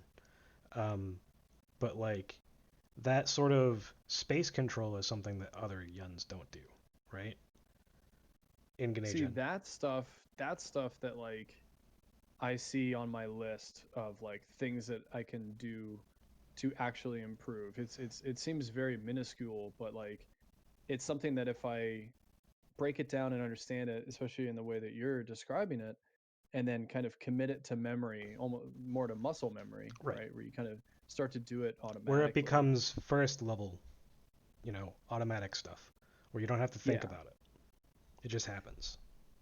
And that's stuff that I think is like super hard with any character, Hmm. but especially for characters that are a little bit more have a little bit more mystique around them, like Yun, Makoto, Urian. I know I keep bringing up these characters, but that's because their skill ceiling is so high, Right. and they also move in kind of weird ways. Dive kick in of itself is is very difficult to use at a high level and not get blown up Right. against people who knew how to defend or space against a dive kick. Mm-hmm. Same thing with Urian, like charge partitioning, understanding where you need to be on the screen to actually land an unblockable. So it's like before you even start to do the hard stuff, which is the combo part, you need to make sure you're in the right spot. Right. And then same for like Q as well, just because his walk speed is so slow and he's so tall that he just feels awkward to handle for most people when they jump on Right. that character. And I think that's why a lot of other people don't have sub Makotos as like an alt character Right. She because takes they a want to lot of like knowledge. yeah like they want to walk back and forth and like shimmy. You just like can't shimmy with her. You know, she's a true grappler in that way where you on someone's wake up you can't really shimmy. Right. You do the stand short body push, the corpse push, Mm-hmm. which other characters use as well, but hers is particularly strong because she can't shimmy, and you just at that point you just say, okay, I'm just gonna make sure you can't wake up, mash throw me. You Right. know, that's the whole point. That was another thing that like I'd never thought of until Tominaga just did it a million times, and again, I didn't really know why it was good, but I knew that he did it every time. It also doubles as a Karakusa, like for Karakusa. So if you do the light kick and you see them quick rise, you can just cancel it into Karakusa and grab them. It can. I will say that it's definitely easier said than done, Of course, but but it's like you possible. can, yeah, it's possible. You basically have to negative edge it, where like you hit the stand short and you start immediately buffering the half circle back, and then if you start to see the roll, Then you you like, let yeah, go. okay, You let go of short, but it also sometimes it doesn't work because based on the distance that your opponent will roll, a short Karaksa won't meet that distance. Because for right, people that don't know, short, forward, and roundhouse all have different distances for Karaksa and different startup times. Like roundhouse has the longest startup time. I think it's but the 9 furthest frames, range. but it's the furthest range. Yeah, that's a. We were talking about bad habits earlier. I have a bad habit of just pianoing Karaksa and like not really caring. But Yep, because I start my piano with roundhouse, it means that I'm almost always getting the correct range that I need. right, Um, but it is really important, like after a Hayate string, to do short version because you get an extra 2 frames because right, short Kadoxa has 7 frames and roundhouse Kadoxa has 9 frames, and those 2 frames are very important because that's essentially what you're gaining from the hit advantage anyways after the chesto. So right. it's like really little things like that that are like good to clean up in my play as well. But like, to your to talking about Yun, um, even Makoto, right? It's very niche community, and it's Mm-hmm. only the diehard players that are really looking for that Discord player, like Whitfield and Arlieth and you and if it was back in the day, maybe Eric Kim, right? Like the Hey, Eric Kim still plays I know he still plays, but it's here in definitely Virginia. not it's definitely not as much, right? It's probably For not to sure. the point where he would be looking for new tech in Discord and stuff. It may be the case that he would. I don't know him well enough, obviously. Hmm. Um, but it's really for those diehard players. And the same thing could be made for Yuns, but like we've had that Yun line, and I've commented before where, barely anyone says anything. Yeah, it's weird. It's like it's. I think it's because there's no. Not that there's none, but there's very few. I mean, I honestly can't think of a single like beginner Yun in the U.S. right now who's like, "Hey guys, I'm ready to learn Canadian combos." You know, like out there asking a bunch of people questions. Maybe you know of some, but There it are a it. couple, but the other thing is that Yun's resources for that stuff, shout out to Rakurai, he did a good job for beginner Yuns Mm, as mm-hmm. far as his Ganajin combo guide went. But But like you don't have an army of 40 like teenagers like that are standing behind Steelhammer right now trying to learn Urian. right, They're like, "Come on, dad. Teach me how to unblockable, dad." You um, know, no right, shade at Steelhammer. It's just funny that like I said it when I came back from Japan in 2016, like the number one like most played character in Japan is by far Urian, and it's because of all these beginners. Like right, game, you know how Game Newton has those beginner tournaments? yep, Like a third of them are Urians. he like attracts new players. I don't know. Did I Probably tell because he you looks about cool. the the Chun player I saw enter the beginner tournament that I had played at Versus, and he was whiff No, punishing things of mine with down jab super with Chun. Jesus, So I asked about him, and he was like a top King of Fighters 14 player. I was just like, oh, that makes sense. that's cool. Um, but yeah, he was relatively strong. But he just like seeing him join the beginners tournament was just like he can do that, and he's a beginner. What the, you know what I mean? Not a beginning fighting game player, Yeah, but that's technically a true. beginner third strike player. But Yeah. you know, a lot of the people that are picking up Third Strike now are beginning fighting game players, or they're coming from games that don't have a lot of crossover knowledge or, you know, hmm legacy skill like Smash. Right. Yeah, that's true. I could not imagine coming from Smash into something like Third Strike. But also, like, to play Yun properly, Genagin isn't an I win button. You know, Aegis gives you a 50-50. Genagin, Right. you still have to work for your damage, and if you don't know how to, you know, let's say you get a hit mid screen and you don't know how to get them to the corner, or you don't know how to launch them in the air, or you don't know like how to Daipon loop, which for a beginner, don't learn Daipon loop. But, you know, at the very high level, you know, you hit someone mid screen, you're like, okay, Daipon, Daipon, Daipon, reset, or you know, get them to the corner or whatever. hmm Um, because a lot of Yeah, I mean, things, I still don't do full Daipon loop. I just do like 4 reps and then tackle and then I just reset. yeah. Because I don't. I mean, I'm sure if I took the time to learn full Daipon loop, I could. But also, like you said, there's so many situations where like if you're mid screen, you just do Dakai dash punch into the corner and like you get comparable damage, right? But that's the thing, right? Is that a lot of players also don't know the range that you need to be for Dakai into Dash Punch. So there's a very True. specific range in the middle of the screen where you're under the timer, where if your Dakai hits anywhere to the left or right of that, and you're going towards, you know, the opposing corner, then it's not going to work. hmm So like that's why you'll notice that back in the early days, they would do strings into shoulder because that first shoulder would put them to the situation where if a Yun did stand medium punch crouch light kick, it would put them in range for the Kai dash punch or Kara dash punch because you have to actually Kara the roundhouse or the fierce dash punch um, to get that to work Right. unless So they just want to unless they're push them a getting little pushed bit. into the corner itself, which hmm is still, you know, you have to memorize the spacing on stages and know what positioning cues there are on those stages and all that stuff. Um, Yeah, beginners also don't know that stages have different lengths. right. Like, and that's really important for Yun. It's less important than you might think, but it is important. hmm Well, just Um, at least to start thinking about it, right? yeah, yeah, yeah. It's good to know. Yeah, But I didn't like, really know about that until I got to Japan. They're like, "Oh, I don't like this stage," and I'd be like, "Why?" Like, it's really long. Like, what do you mean?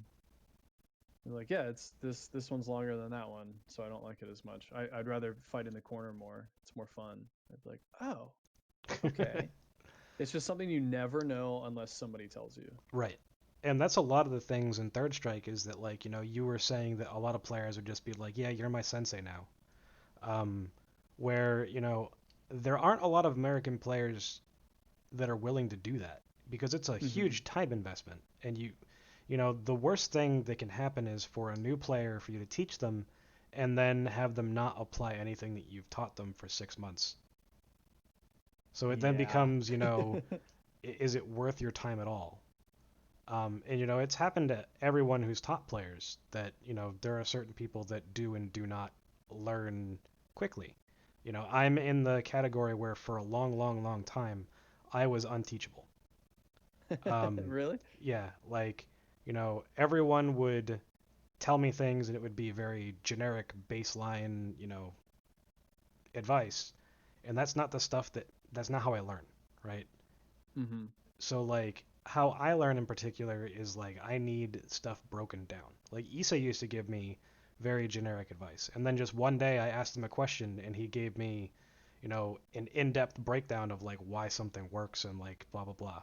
And I was like, okay, previous like 2 days before I had talked to Nika and we had the conversation about how I learn and you know how you know Lloyd would try to phrase things in a way that I would be more receptive to it, right? Mhm. Mhm. And he's like, after that, I could tell you something and you could apply it almost instantly. So he's like, there's a huge difference in approach that, like, if it's said a certain way or with, a certain focus or whatever, then that's what you need. But it's like, if it's too generic, then it's overwhelming, I guess. Yeah, it's like that. You're like, "Hey, what do I do?" And the guy's like, "Just Block. block more." And you're just like, Okay. but I get thrown and this and that. And then it's like, oh, well, there's a lot more to it than that. And, Yeah. at the baseline, yeah, blocking more makes sense because, I have an entire video on Okazeme and why blocking is so important. And I still Mhm. don't block as much as I should, even though I know that it's the best option.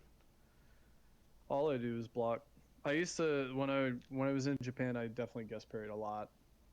My first year there, and then even a little bit in the next year. But once I started playing Yun, who just had less health than Makoto, because most people don't realize Makoto has the same health as Ryu and Ken, Right. which doesn't make any sense. Like I think they just like hit the wrong number when they set the health for third strike. They messed up Right. because she's way too explosive to have that hearty of a health bar. Mm-hmm. But like, and part of it when you play Makoto is like your health bar doesn't really matter if you are playing SA2 Right. because all that matters is that you do X amount that's leading up to catching your opponent in the corner. Right. And then it's like, I don't care if I have 20 health, I win now. Right. Whereas other characters, it is very like once I started playing Yun more, I realized I Their was like, win oh, I just condition need is to, very different. yeah, I was like, I just need to block more. Plus, I mean, you build bar when you block, Right. and if But your opponent, on the flip side, though, Yun gets some of the best reward from guest parry. true, that is true, yeah. But like, I don't know, I would guess parry wrong and die, and I just it felt bad, and eventually I just started blocking like crazy, and I don't know, my Yun is definitely more like I was playing against Steelhammer on Fightcade like Mm-hmm. a couple weeks ago, right? And I even told him I was like, yeah, I'm not gonna play Makoto by the way, I just play Yun. He's like, that's fine. And I think after our first game, he said something like, "You play completely different than every other Yun on Fightcade." And I was like, "Yeah, well, I learned Yun in Japan. I didn't learn him anywhere else. And so all I do is run away and just play super safe, and I like barely dive kick. And I also get obsessed with playing footsies and having a character with a normal walk speed Mm-hmm. because I never had that with Makoto. Obviously, I would have it with Ken too, and I would play Ken. But Ken That is such like the quintessential third strike footsies. It right. feels a little different than Yun. But And Yun's like, tools even in footsies is really strong. His far medium kick, his crouch medium kick, even just mm-hmm, neutral jump empty is really dangerous because if your opponent walks forward too much, they get crouch medium kicked. If they, walk forward too much, they get medium fierce to the face. Like they end up eating a late jump heavy punch, which ends up being a safe jump, and you name it. There's a lot of different things that can happen when Yun's just neutral jumping at a distance where the opponent has to move forward. So like mm, you were saying, like that's something that I need to learn to not do as much as dive kick. Like although dive kicking is one of the quintessential aspects of playing twins well, and knowing how to get the most out of them, when to use them, and all that stuff, knowing when not to use them and how to maneuver without them and how to get damage without them is just as important. And yeah, that's like another just thing that walking like forward. right. And that's another thing that like makes the character hard to learn is because if you have for a new player, like you were saying, if you're given dive kicks, you ignore neutral. So like when Absolutely, you're yeah. playing against people of your own skill level, you don't get blown up for it that much. So it builds bad habits and all that sort of thing. Habit of me, right? mm-hmm. Especially playing online. Um, Oh, online is like, I mean, that's I don't want to hate online. It's all we have right now. Fightcade 2 is a huge step in the right direction, in my opinion. it definitely needs Um, work, to be fair. yeah, yeah, But they are exactly. working on it to also be Yeah, fair. yeah. I just want to be fair and say like it's great. I'm very happy about it. I'm playing more Fightcade now than I have been like when like the whole lockdown started. I think Hmm. it's just because I've been getting like a little bit more juiced about Third Strike again. Like there's you're putting out great content. Frankie and Mutant putting out great content. Ryan and Farai do their Third Strike Scumbag podcast, which is Yep. great content. It's like we have all these online tournaments. It just like I feel like Third Strike is actually in a pretty good spot right now, Hmm. and that's pretty much all credit to Fightcade 2, and then people who are still playing on Xbox Live for OE, which is also a pretty good version in my opinion. Right. But like, it is, as from coming from someone who's played predominantly offline, like I've played probably 95 to 98% of my games have been offline, either on a cab or on a super gun. Mm-hmm. Online can just wreck your habits. Oh And yeah. that's the main reason I don't play Makoto online, because like I'll just dash forward too much because it's so hard to react to. Um, In the I like in the in the opposite direction is that there are things that you can react to offline that you can't online, so you have to play in a more preemptive and calculated, sort of way where mhm, you have to make your decisions like two steps ahead of time and not two steps ahead of time and wait to see what your opponent does. yeah, like I think Tenrin is the world's greatest Fightcade player. Absolutely, because like the Ibuki command dash Yeah. that goes left right, on your wake up and stuff. Not that he like does it a ton, but like when he does do it, dude, that is hard to react to online. Or like very tight, kind of like pseudo block string windows. Like if Ibuki's doing like walk up stand jab, you have offline, if you know that's coming, you're looking for it, you can parry, try to get out of that situation and get a combo or something, and then Yep. be on the offensive. But online, that red parry slash very tight blue parry window is so minuscule that it feels almost impossible. Like you just have to kind of accept the pressure Right. now. And I think that's a big part of like Ganajin obviously is super strong online, but certain characters more than others. Like I think it's pretty hard to play Chun online if you Yeah. have that very patient whiff punishing style, or like anytime someone jumps in you dash under, stuff like that, that you really should be doing with her offline. That's how she should be played. I Right. think is really hard online. Absolutely. And like in general, just online play is all I have. So, as that sort of a player, it's unfortunate because I have to try really hard not to make those bad habits or to break them as I see them. And it's overwhelming to just, see those things happen, know that you have to play in a certain way and just be like, I could be, whiff punishing this offline. I could be doing this. I could be doing this. You know, like we were talking about things that a lot of people don't know, right? Mm-hmm. You block universal overhead or you block forward medium kick in Ganage, it's punishable by some Yep. characters.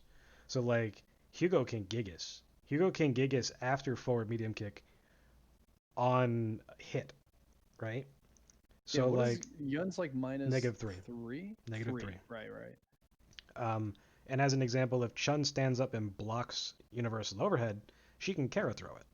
So you're technically -3, but it's hard to explain. But you end up getting Mm-hmm. Kara thrown, right? If you press anything after the fact, you get Kara thrown. Yeah, you would have to be You'd have to be absolutely jumping. jumping or mashing throw, right? Yep. Yep. To tech it. Yeah, yeah, Um, yeah. That makes sense. and Q is the same thing. I had a tournament. I don't know if it was on purpose or not, where Neiman was playing Q and he stood up in the middle of my pressure. He let the universal overhead hit him, and then he back threw me with Kara back throw, and I was just like, oh, that's not fun.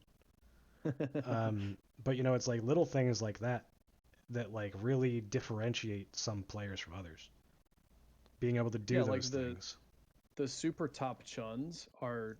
I mean, when we talk super top chun, it's Nuki, MOV, Ricky Morrow, and Shirokuro now, yeah, I was gonna say now I would include Shirokuro, and but up and comer Michael Tan. Michael Ten. That's true. That's true. He's He, good, he but he does have MOV as his teacher. he's not in King Ghidorah yet. Not When not we think quite. of the top three Not quite. chuns, it's Nuki, MOV, Ricky Morrow, and it will probably stay that way for quite some time. But they destroy Yun. Not like super consistently, always against Yakun and Sho and stuff, but like they do all of those little things that you're talking about, right? Hmm. Knowing the very specific things in Ganajin that are unsafe, and take full advantage of it, because Chun and Ibuki to some extent, Yang to some extent, characters that have those 2 frame normals, 3 frame, depending on Do how you you want to do you consider remember it. the conversation that we had that day where I was playing Nuki when when Show was there? No, I don't remember. Is this at Newton? Yeah, it was at Newton. So it was me, Tokura, and Nuki playing. And Nuki was Hmm. beating me in Tokura. And I got a couple games here and there on Nuki, which is great, but games here and there don't matter. Yeah, especially Um, when he has like 30 up on the board already. it wasn't quite that bad, but um, surprisingly, because there are other Chuns that have streaked me very, very badly, like K. K's strong. K is actually like ridiculous. There was anyway. That's a different story. But I was playing Nuki, and he kept doing this one setup into standing medium punch, and then going crouching medium kick right after super. And I was just like, what am like I'm guard jumping, etc. I'm getting hit. Why? So I walked up to you and I asked you if you could ask Show this question, and Show was just like crouch light kick dash punch, or throw and pray, or block and pray. Those are your only Hmm. options. Because if you jump, you get hit. If you block, she gets carrot throw. If you press crouching light kick and she down parries, you die. So it's like it's one of those things where you have to hard commit to a decision. And it's like the Chun is purely at advantage even though, you still have ways that you can deal with it. And that's one of those ways that are examples of like even though, you know, you're truly at advantage in Chun's perspective, there is something that Yun can do in all of those situations, even though it's Hmm. like heavily in her favor.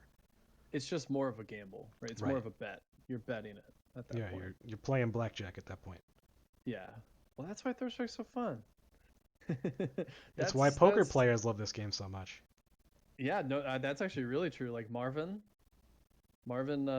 he's actually a really sick poker player, and he's great at Third Strike. And then EXO, a Yeah. lot of people don't know that about EXO. That EXO plays poker. It's not his main job or whatever, but like he's a very good poker player, and I think he loves just in the same way I do the rock paper scissors style feeling of gambling something, seeing it pay off, and then like not necessarily styling on somebody, but knowing that that split second you read their mind or made a guess that you think that they just won't anticipate wins you the entire round. Right. Which I think there's no better example of that than Makoto.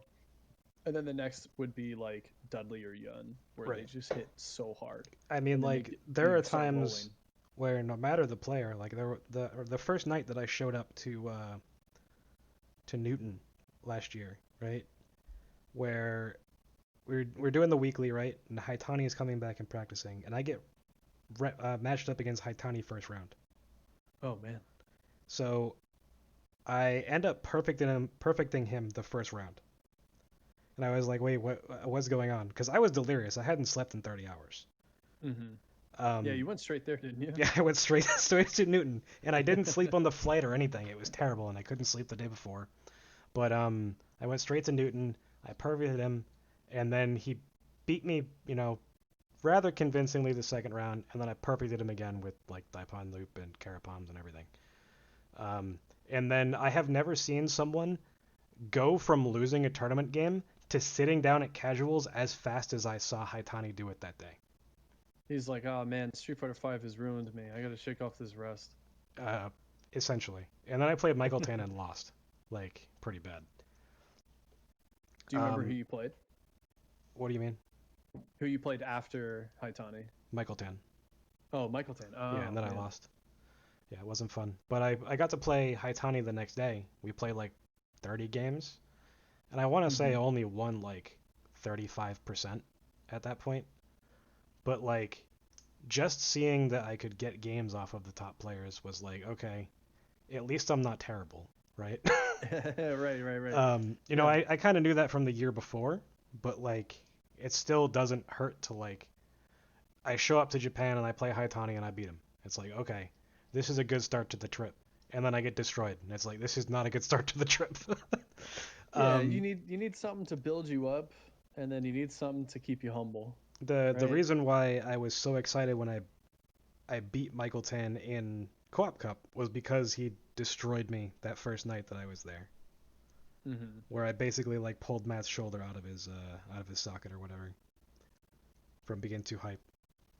Yeah. So when, because I think this is very interesting for me too, as someone who has lived there and then seen fellow Gaijin come over and experience Co-op Cup, you know, play against these Japanese players that have I've gotten really used to playing against, or like I know their tendencies, or like if they're super offensive, super defensive. Yep. When you're getting there, I mean, technically you've been, I mean, how many times you've been? Like three or four I've been times now, right? I've been there for a total of 3.5 or 4 weeks over 2 years. Over 2 years. Okay, but like two separate trips, Two right? separate trips. Yeah. But And to be fair, both trips I was at the arcade 11 hours a day. right. So you're putting in the work regardless, Right. when you have the time there.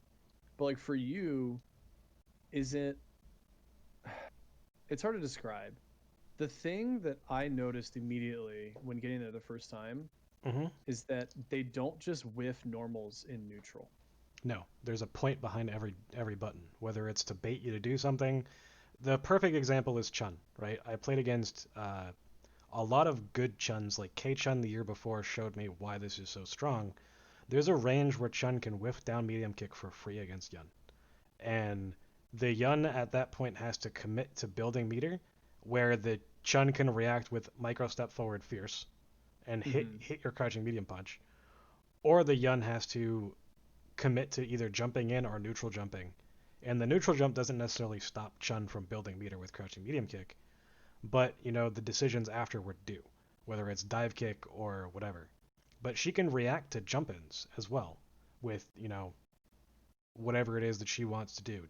You know, jump forward, down medium kick, um, neutral jump roundhouse, forward roundhouse if they think that you're going to empty jump throw. Hmm. Um, all Walk back, low forward, walk which back is low. also Yep, really good. walk back low forward, back fierce into Stand lightning strong, back legs. fierce, Yep, round. It's she almost has like a she has too plethora of many good options buttons. at that range. Yeah, but the every Chun that I had issues with abused that range. So it was K, MOV, Mochi, Nuki, Rao. Like, you know, even though people dog on Rao for whatever reason, he's still really good at that matchup. It's just because he's old. People just dog on him because it seems like he's been there forever. Um, but like all of these players just they abuse the ranges that they know they can abuse, and then they don't press buttons at the ranges where they know they can't. So a good example of this is Nika and I were actually having a conversation one night where we were watching some old videos of Kokujin and all those guys coming in for TFC. And it was like Kokujin's Ken and, other players like Alts, right? Hmm. And there was one spacing in particular inside of Ken's crouch medium kick range, right? Where the Japanese players refused to press anything. Like, unless they were sure that it was going to work, they just never pressed it. They would wait a second and then make a decision. They would block long enough to know that they can move freely before your, button is going to come out, where they can walk forward, they can walk back, they can, do whatever and still either have enough time to block or jump away or do whatever, right? So at these Hmm. ranges, which are the most volatile ranges, they always or almost always take the safest route possible. They just decide not to play that game. They're like, well, why would I play in this dangerous distance here if I can just reset the situation, Exactly. right? And there's a lot of times where I'll see things like, as an example, we were watching Ken versus Ken, right? Where Kokujin did crouch medium kick, and then he knew that he was negative, and he could press a button, but it's risky, right? Especially because in America people down parry all the time. Right. So Yeah. he would just do down parry and then block, right? Like parry block. Because in that matchup, the only thing you have to worry about is stand roundhouse at that distance, really. Hmm. Um, and the parry block there would allow the Ken to block the stand roundhouse. Um, and then he would walk back or jump back, or whatever. He would make decisions that put him in the best positioning after the fact, which would then reset to neutral, which then means that you can move in and out of that range, right? Right. So Exactly. that's what their goal is to move to positions where they can move in and out of that range, whether their goal is to try to hit you or for you to hit them or whatever.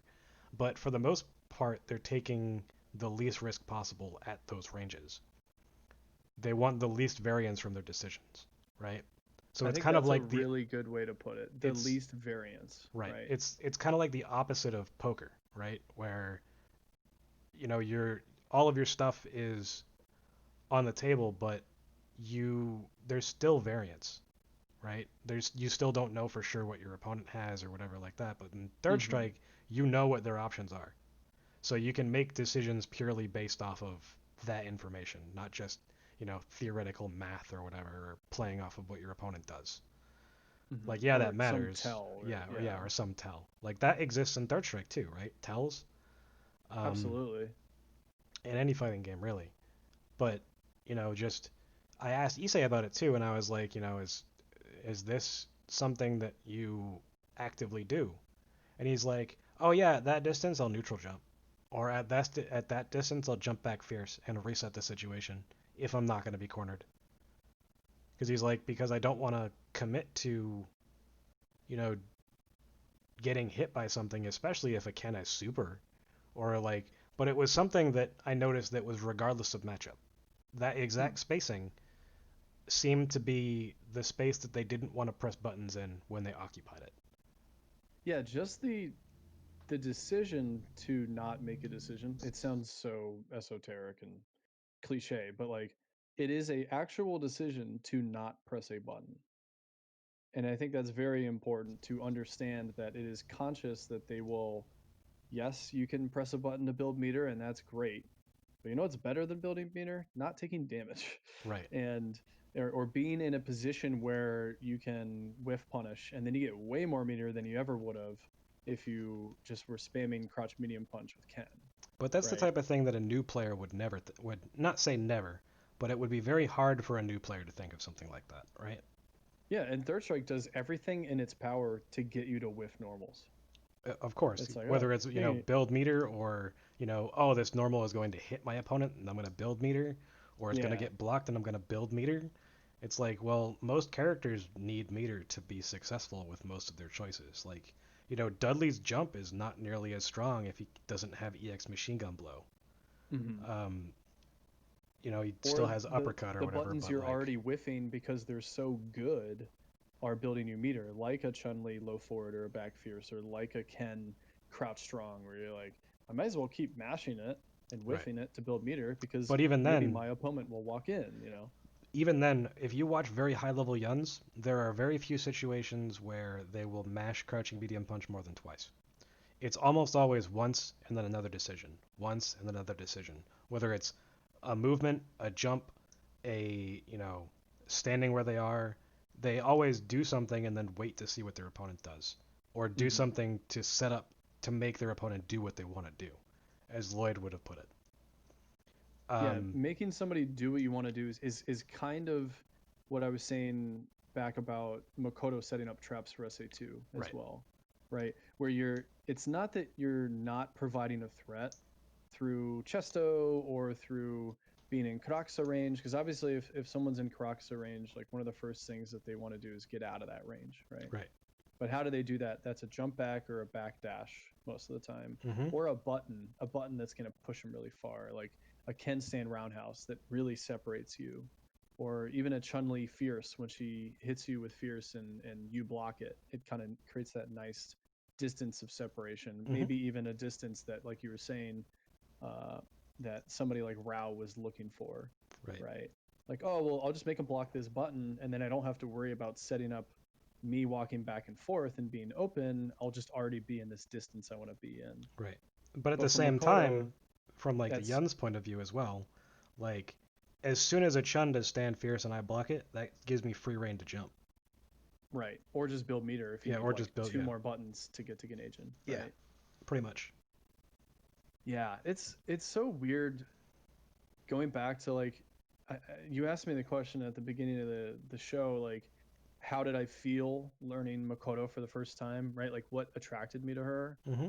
And it's not a great thing that one combo attracts you to a character, at least initially. Like Right. it's cool, it's fun to do. Obviously, if you get enjoyment out of a very specific thing for the character, go for it. I think the number one important thing when picking up a character is fun, just actually enjoying the character. Because if you don't enjoy it, you're not going to practice it, Right. right? But a lot of like we just had a nice little segment here about talking about spacing and the concept of not pressing a button and walking in and out of certain distances. I never really got that Right. because my her walk speed is so slow that you're almost forced into this do or die, like bet it all kind of situation. Not always, and it is matchup specific, but the way her dash works is just set up so that you're not really thinking about, oh, I don't want to press a button here, or I want to make sure that I walk away from this distance so he can't, Yep. footsie me if it's Ken look forward. So like I never really like I understood it, but I never put it into practice until I picked up Yun, Okay. So which to is segue from weird because that, that's like oh, go I ahead. was gonna Sorry. say that's like halfway through my entire third strike Right. career. So to Right? segue from that, right? That's not good. Like, if you were a newer player, right? What is something that you wish you knew from the get-go that like would help these new players? Like we've talked about, knowing that certain buttons will push you out of spacing for certain things and knowing that sort of a thing. But like what else? Um, it's tough, man. Third Strike more than any other game throws so many concepts at you, like up front. Mm-hmm. Like parry, I would say parry is just as much of a offensive weapon as it is a defensive weapon. Absolutely.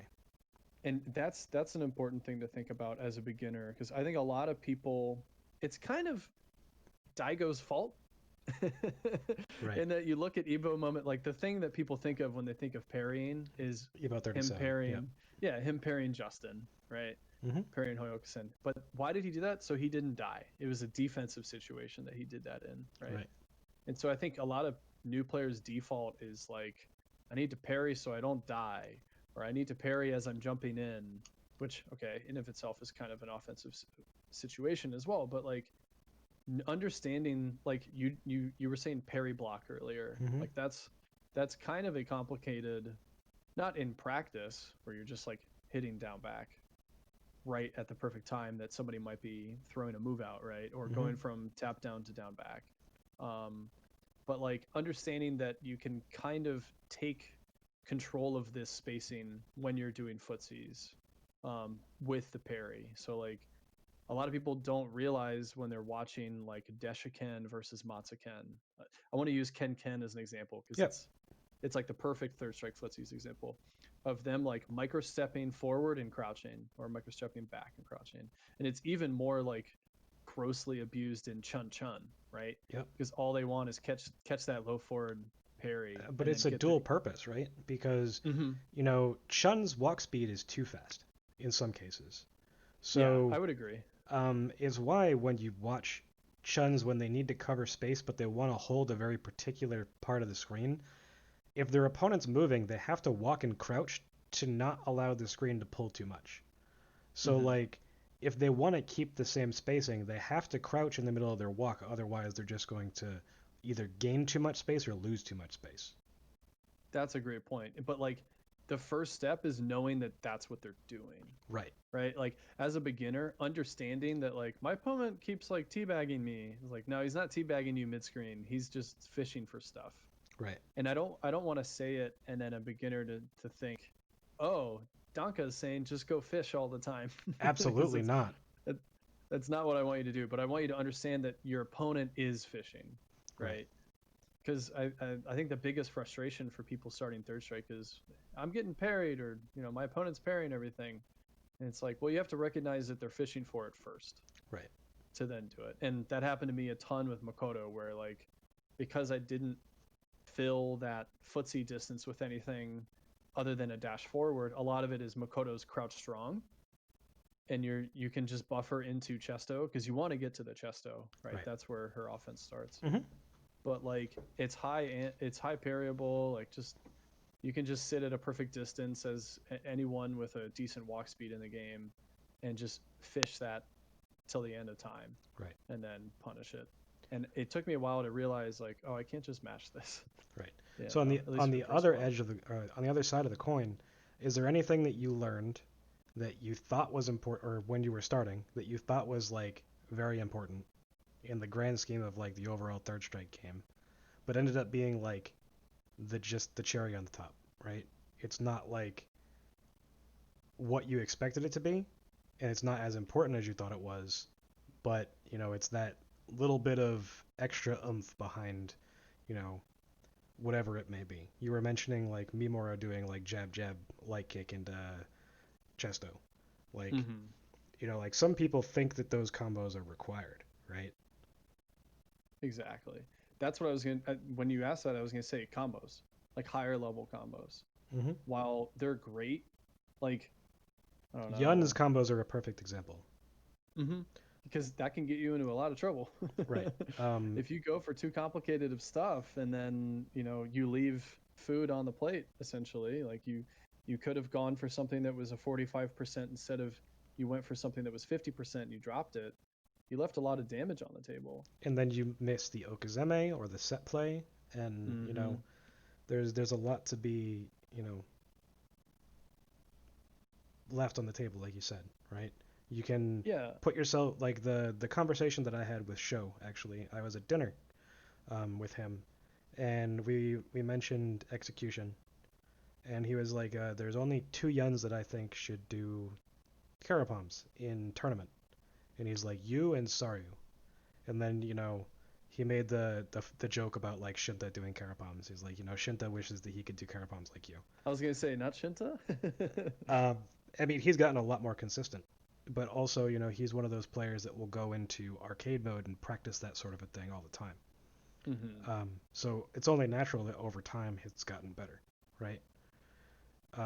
But there's a lot of things that like if you drop that, you're done, right? Mm-hmm. Your max damage combo, like let's say it's 25% more damage than the next best combo, it still isn't worth the increase if you drop it unless you Exactly. have like 95%. I actually did like a math problem to figure it out, and it was like 95.7% or something like that was like the accuracy you needed before you dropping it. Combos and missing enders was worth the damage increase. Oh, that makes sense. Right. Before it even gets close to making up for the amount of X amount of times that you would drop it. Right. Right. Huh. Yeah. I mean, that is a huge thing for a lot of people. Like when they start, I'm going to keep going back to Urian because there's just so many new players that are Tackle tackle playing headbutt Urian. instead of doing tackle tackle chop. Exactly. Yeah. That's Like if that's you miss the, actually something that I RKF rags on, right? Is that like in tournament and stuff, doing tackle tackle headbutt's great, but like you're better off just doing that tackle tackle chop, getting the knockdown and going from there, like yeah, and guaranteeing that. setting up sweet spot guaranteed, Yep. right? Where you can do the backdash into orb into Aegis instead of like, oh, I missed the headbutt and now I whiffed it and my Ogazeme is all messed up and now my entire route of the round is screwed up. Right. So And that. like I would even use Steelhammer, Dan up in New York, who I brought up earlier in the podcast, that like he has great combos for Hmm. sure, and he has put a ton of time. He's one of us. He is a lab monster, At this absolutely. point, Right, yeah, at this point. But like I think when he really took his game to the next level is when he improved kind of the more basic things, the defense, right. which I think is what makes RX the best Urian player in the world. It's also Is the his thing that I have to work on the most. it's really hard. It's It hard. is. Like I said, third strike players are not known for their willpower, man, and only the best players are. Really exhibit that. Like Hayao is one of the best examples of willpower. Kuroda Yeah. is his Q is pure willpower. Same with TM. Like these characters force you into this defensive and patient mindset, whereas it's really only like a few characters in the cast that do that. Even though I think a lot of characters can and should be played that way. Like Right. Makoto is a super offensive character, She but can be played lame. Tominaga for the most part like actually plays pretty defensively. Right. He'll look for his opening and then take it, of course. He'll take advantage of Inoki and get in and start his offense, but like he does jump back medium kick a ton. Or like Makoto barely has footsies, so he'll just spam crouch short. Like that's one of the Tominaga isms, like the things that he always does is he Right. spams crouch short at mid range, just hoping that he'll poke you, or that him putting that out there will make you try to throw a low poke out, and then he does a down parry like medium punch chesto. Like these are little things that like have nothing to do with combos, you Right. know, and everything to do with getting you in the correct position you need to be on screen, or putting your opponent in a bad or just antsy position where like RX is jump back roundhousing 40% of the game. At some point, the opponent's going to try to dash forward. He's going to catch him with it. He gets damage. He gets a bunch of meter. He's been doing it the whole time. And then like maybe off of that, he gets like a dash up and then a guess or something, Right. you know, because he got that hit stun. Mm-hmm. And so like I think Steelhammer is a perfect example of someone who has awesome combos and definitely like has the game knowledge of Urian and all the matchups. And then I think it's a testament to kind of the mentorship that Frankie did or Nika did or Daisuke in New York, having those players around someone to just like tell you after a match, like, dude, why'd you dash up? Right. You didn't have to do that at all. Right. Or like, why did you even guess in the corner there? You were up like 60% life lead Right. and you just threw it away. Like there's absolutely no reason for you to guess parry there. Not that Steelhammer did that all the time, but I'm just using those as examples of Exactly. things that are super basic but are always important. And that's Whereas that's something that what happens comes later for is the combos, right, you right, know. right. But that's something that happens for a lot of like basic new Urians is they're just like, I need parry, crouch, fierce into combo. Like Absolutely. that's their bread and butter. And I actually had conversations with Urians and like, showed them that, being that defensive sort of wall, the way that Japanese Urians play him is he's a wall. He's a wall. He's a Absolutely. moving wall that will kill you if you give him the opportunity. And then puts up his own wall. Yep, and then puts up his own Stages. wall.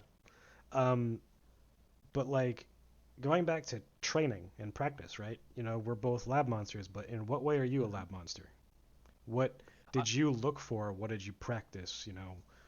Was it at the beginning that you were a lab monster? Do you still, have those tendencies and all that stuff? So I'm less of a lab monster now, just because I'm much later in my third strike career. There's things that like I'm really only interested right now in learning.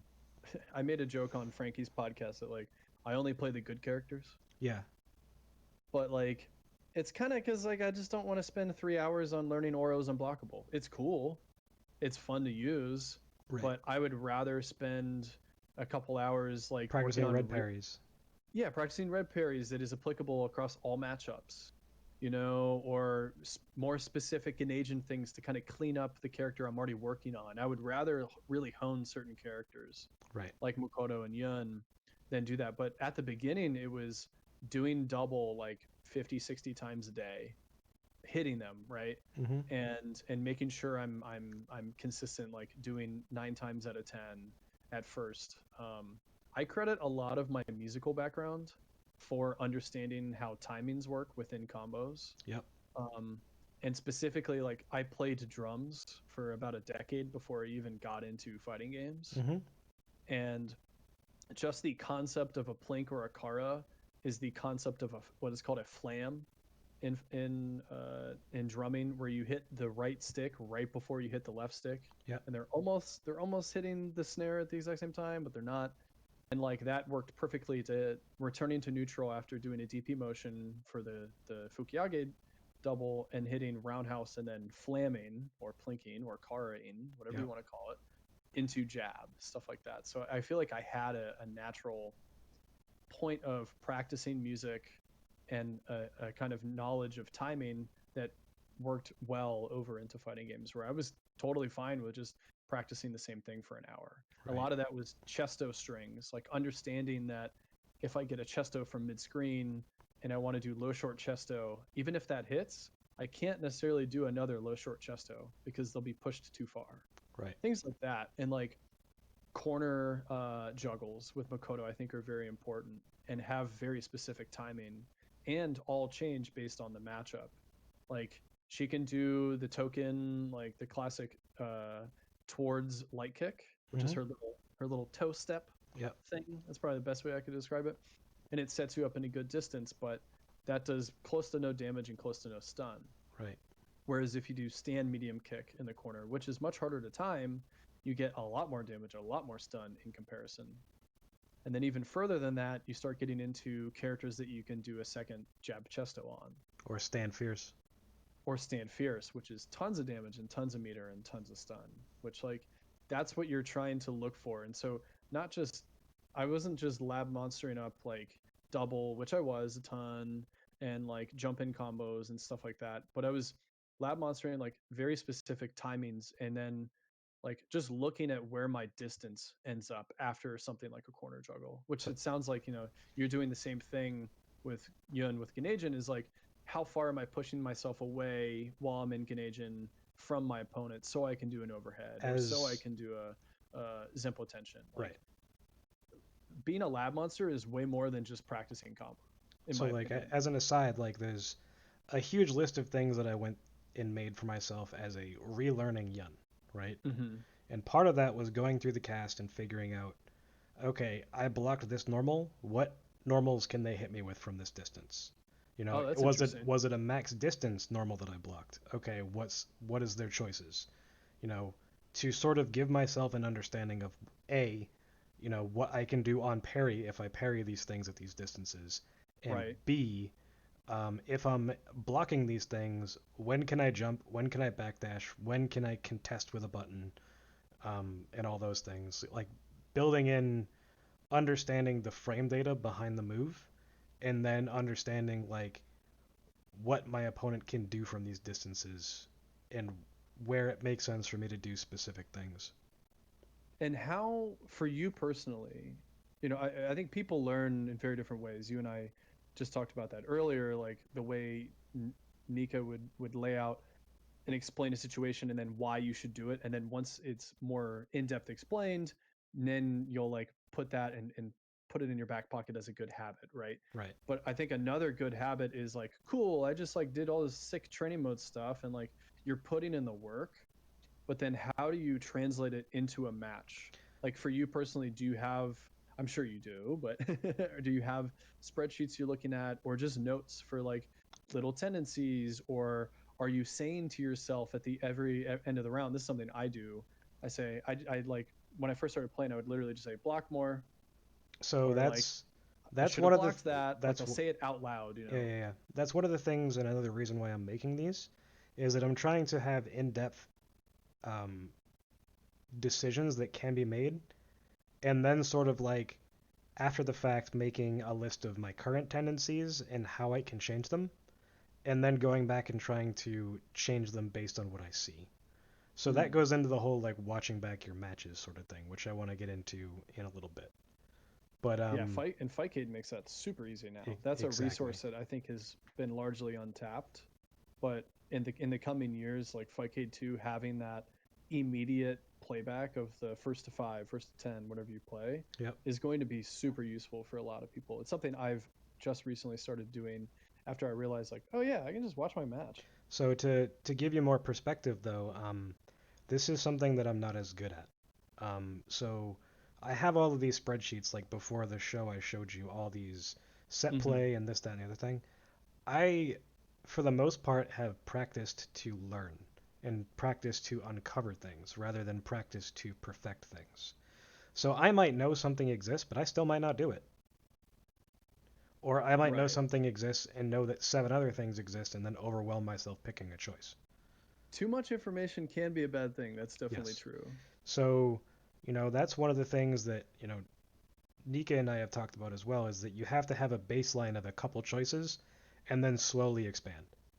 So, like, if Mm. I had a list of a couple good set plays that I changed every week that I wanted to work on those when I see these characters, that would be a better way to go about things. And that's probably something that I'm going to start to incorporate. Because my goal is actually to, be one of the best Yuns in the world. It's not just to be the best American Yun or be, the best online Yun or whatever. Like, Mm-hmm. Sho jokingly was telling me, he's like, you should move over to Japan because I think that you have what it takes to be like top 10, top 5, like one of us basically. you certainly have the overall knowledge for the character. You certainly have the Grenade and execution. It's just I think it's the reps, and this is not just for you. This is for every player outside of Japan. Not to say that we can't get to their level. I think that was very evident in the fact that we had a well 4 out of 5 Gaijin team make top 8 last year in Cooperation Cup, right? Yep. Excluding Daisuke, even though we've co-opted him now. He's a true New Yorker. We put Yep. Tim's on him and everything. Like he's a real American now. But like once you're there and you are kind of going back to what we're saying, like how safe they play, it bleeds over into your gameplay. So Whereas that's if someone's playing super safe all the time, you're gonna start reacting to that and playing safe yourself. And it's just like a perfect hyperbaric time chamber from Dragon Ball Z where you're building all of these good habits all the time. And you don't so have to make as much of a mental note to like really perfect those and build those habits, right? right. So one of the things that, Dan and Nika and I have all talked about is that you have to play players that are worse than you, that are at your skill level and better than you, right? Mm-hmm. You have to have all three of those, whether it's to build confidence or to work on things against people where you're constantly evolving or where you have to evolve to get to someone's level or where you're learning things that are like negatives for yourself, right? Where Mm-hmm. you're running into that brick wall, like me losing to K 52 games in a row. Yeah. But like, I've told the story where I went up to him with someone afterward and I had them ask him why he continued to play me. Because there are not a lot of people in this world that will sit and beat you 52 games in a row for no reason whatsoever. Like Yeah, it's hard even to in do, Japan, especially in a even in Japan there are players that will beat you 5 or 6 times and then they're just done with it because either you've not shown that you're learning or you're not changing what you're doing and they're just like, okay, this is a waste of time. So yeah. like either they let you win or like they destroy you so bad that they hope that you go away. Yeah, a lot of people when they first get there don't really realize that like tanking a match is totally something that Japanese players do. At least in like a free play environment or like even if they're paying 50 yen for something, Mm-hmm. they'll play you, dominate you for like 7 or 8 matches, and they're like, all right, I'm kind of bored. I want to go play somebody a little bit better or on my level. Yep. And they'll like start playing a little wild or something, right? And you're Right. like, whoa, he's doing something so crazy. But like, you're definitely right that if you do play somebody lower level, I'm assuming this is where you're going with this, that if you decide to practice X, Y, and Z things as you're playing them, or look for certain things, or try to really like build those better habits for Mm-hmm. yourself, then you can get a lot out of it. Right. But like in Japan, as an example, like playing him, I asked him why. Like in his straight up answer was, I could tell you were learning, you were changing things that you were doing, and if I got hit by your Ganagin, I died Mm-hmm. because I wasn't dropping Carapoms. I wasn't, I was legitimately if he got hit with 1, 2, 3 or a stand medium kick or whatever, he was eating 70% of his life. So, it made him second guess a lot of his decisions, I guess. Um, Mm-hmm. so like it made me feel good that even though he beat me 52 games in a row, that he still got something out of the games that we played. Yeah. Or like, Fujiwara. I played Fujiwara 50 something games. And the way that he approached it was he could tell I was learning. I didn't even have to ask him why he was doing these things, but he was abusing one thing and then I would adapt. And then he would, you know, keep it, but he would add a second layer and then I would adapt. And then he would add a third layer and then I would adapt. And then, it would slowly go, back and forth, like he was teaching me the matchup through decisions that he was making. Yeah. And at a certain point, you're like, yeah, he's really sick, but he's also a nice guy. Like Right, you right, kind of realize like there's something bigger going on here than just like playing matches. right. But like, to Ian's credit, he made a post on Twitter.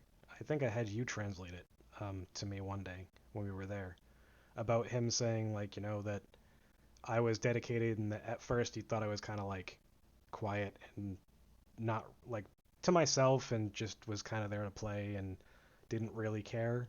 But then like I asked questions and did this and did that and was looking for specific matchups to play against and it was like, okay, this guy is here to learn and if you can, you should play them.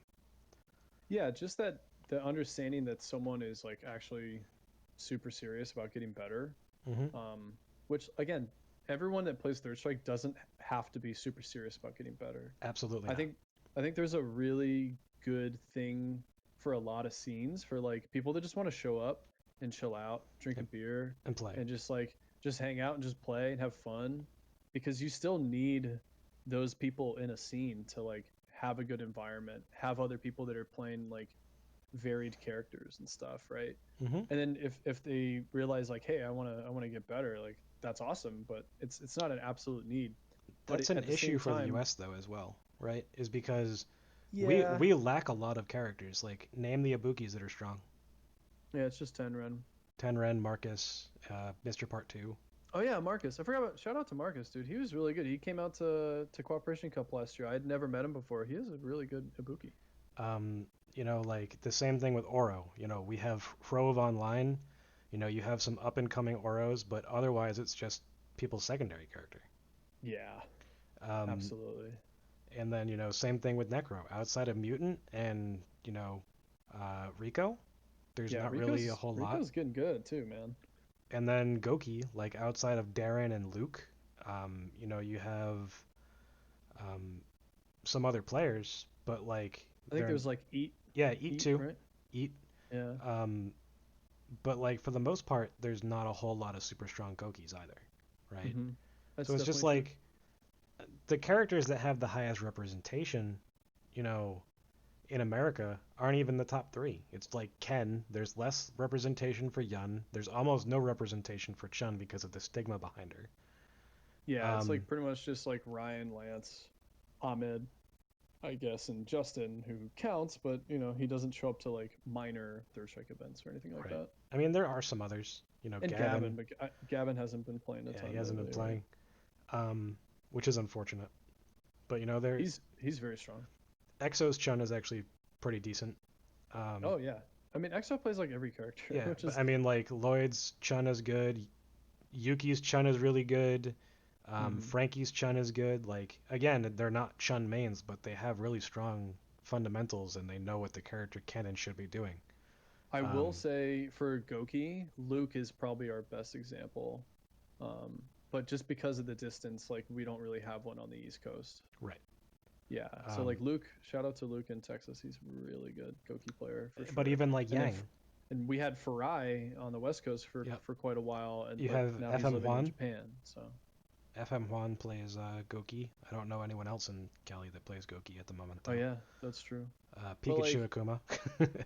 we say all this to say like that show telling you that like I can tell that you're committed is Hmm. because they can recognize it. Like it's the same thing for going all the way back for me walking up to Tominaga. Literally, the first thing I say is like, I'm here for a whole year. I'm learning Japanese. I'm learning Third Strike. I'm ready for like anything you want to teach me. I will learn. Let's do this. And being very upfront about it, like helps people recognize like, okay, this person's committed. Like you can be a teacher to someone, Hmm. but unless they really want to learn, it's a hard thing to do. Like I'll never forget that I was having trouble with Dudley or against Dudley, right? And I didn't know about how strong crouching medium kick was in that matchup. Mm-hmm.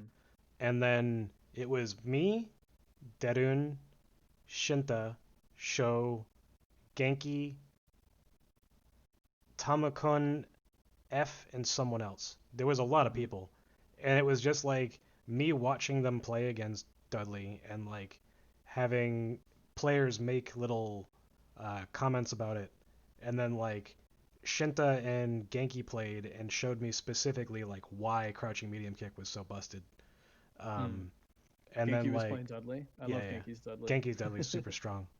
Yeah. Um, but like just the camaraderie that I felt with all the players that could tell that I was serious and were, willing to help me.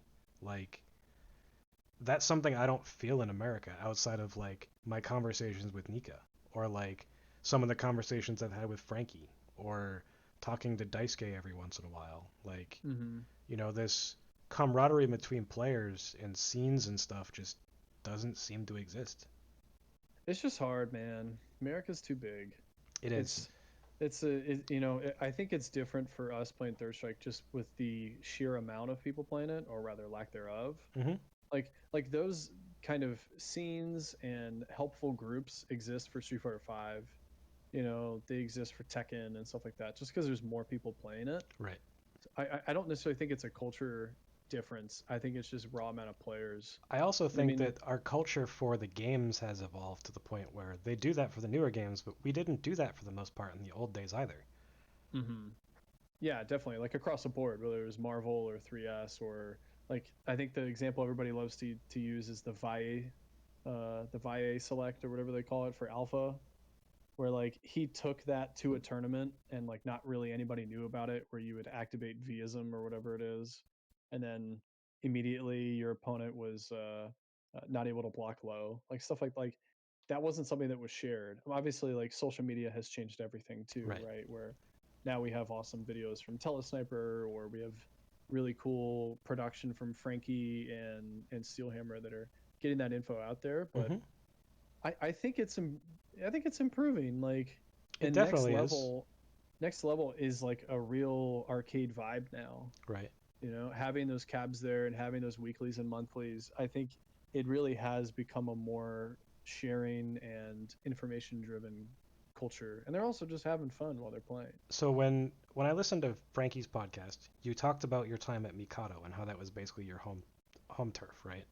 Right.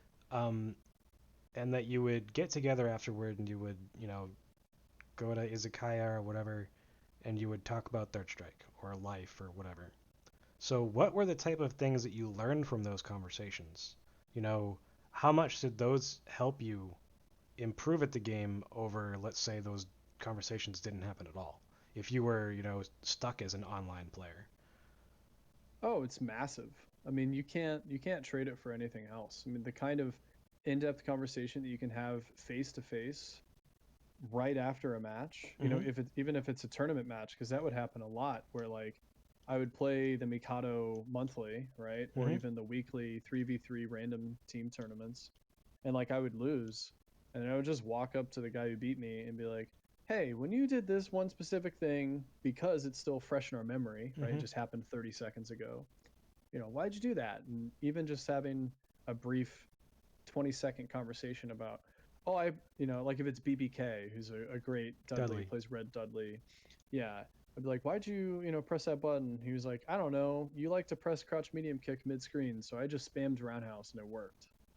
Like, even if there's no like real in depth thought behind their decision, the base like decision was you kept pressing this button and I thought I could beat it. So So maybe the takeaway was, oh, maybe I shouldn't press that button as much, or maybe I shouldn't whiff buttons as much, right?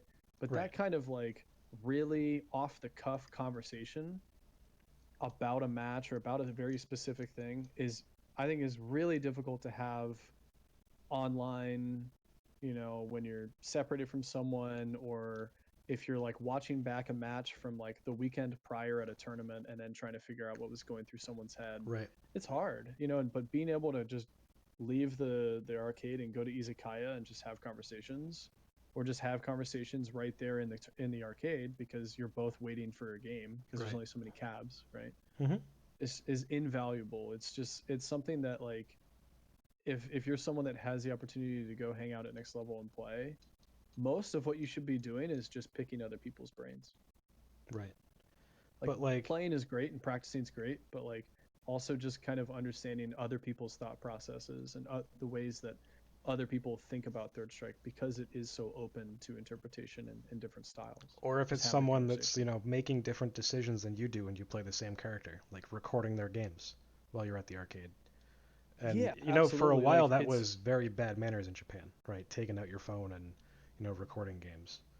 it's Um, not as bad as it used to be. no, absolutely not. And for the most part, when I do it, I ask, but I've Hmm. never had people tell me no, right?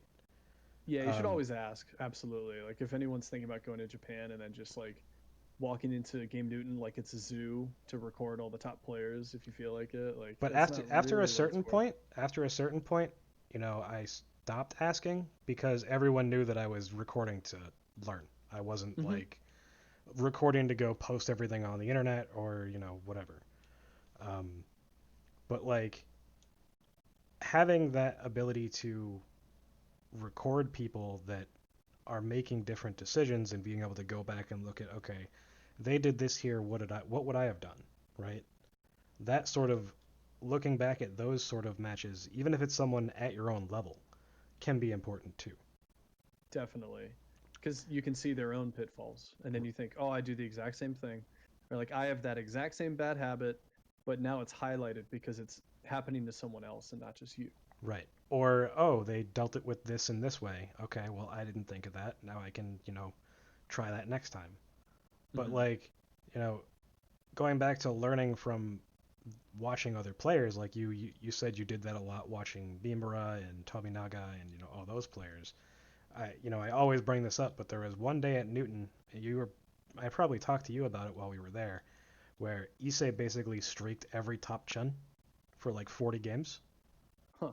where it was like Nuki, MOV, Rikimaru, Michael Tan, Rao, and there was one other Chun on one side of the cab, and Issei was on the other side of the cab, and Issei didn't get up for like 2 hours.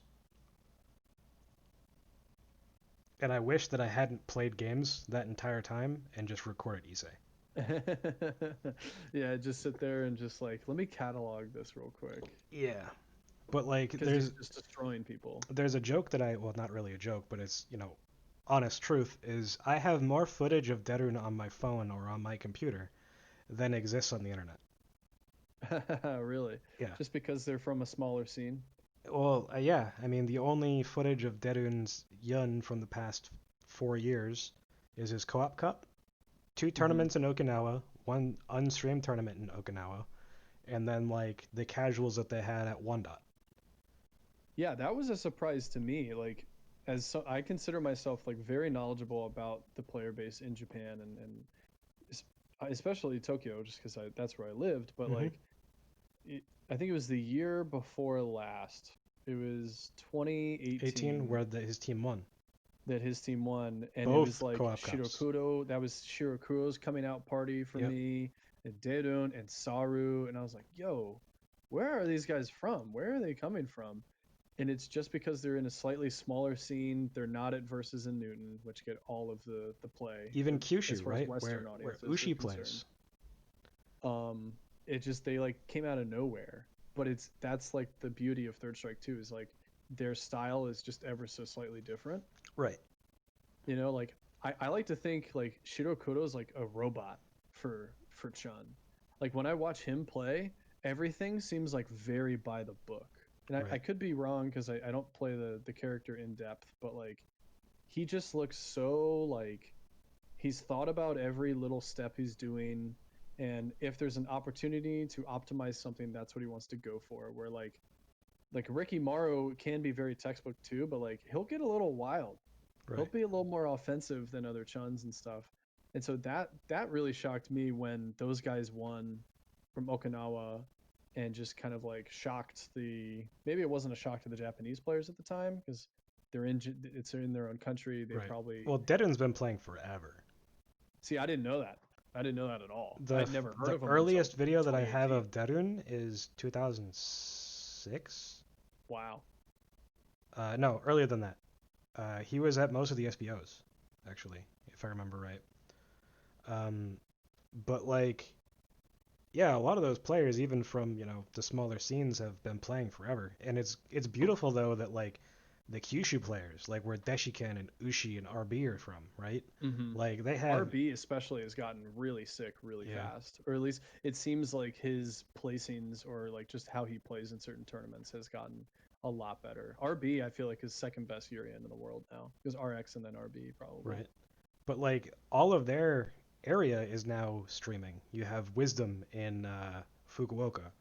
Hmm. Green doesn't stream, but they do still have Green Arcade, which is very popular. You have Inoue Culture, or Inoue Oro's house, where he has two cabs that actually both have streams now.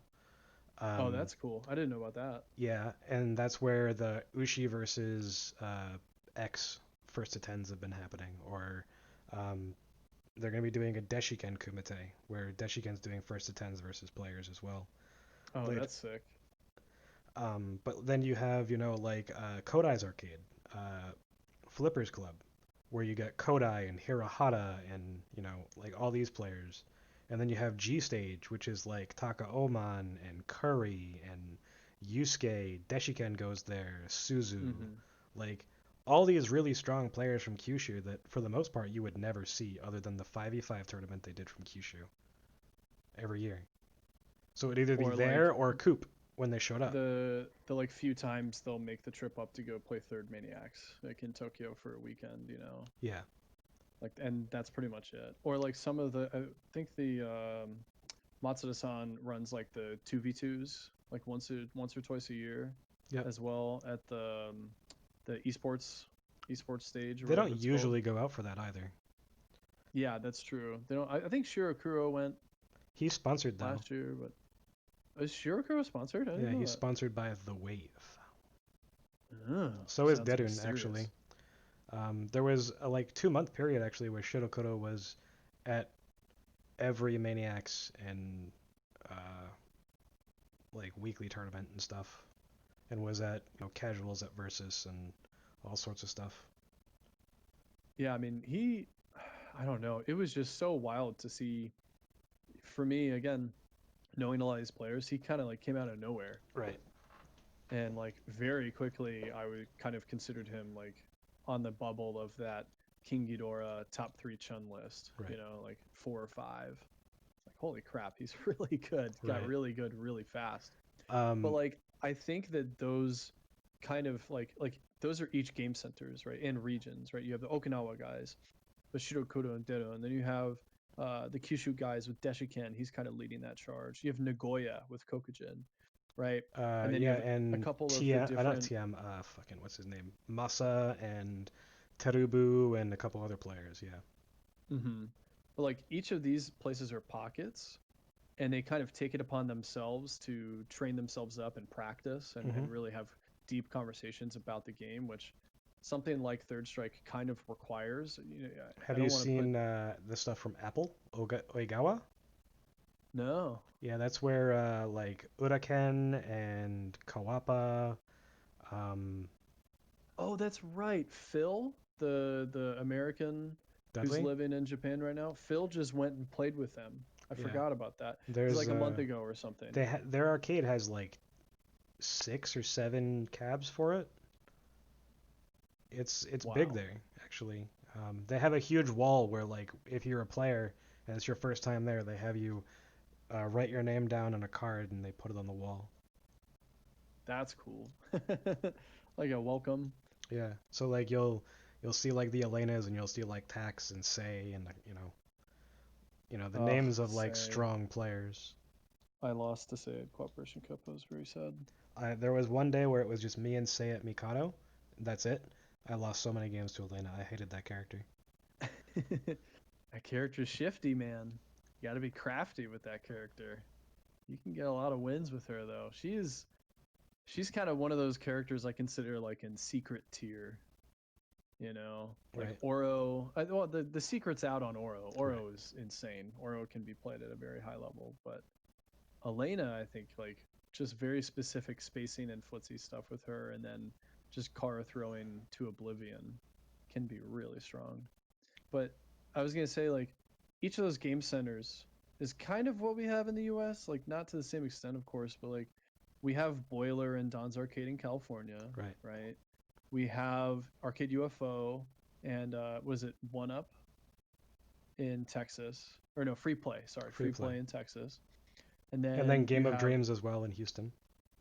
oh, I hadn't even heard of that arcade. Yep. And then Next Level here on the East Coast.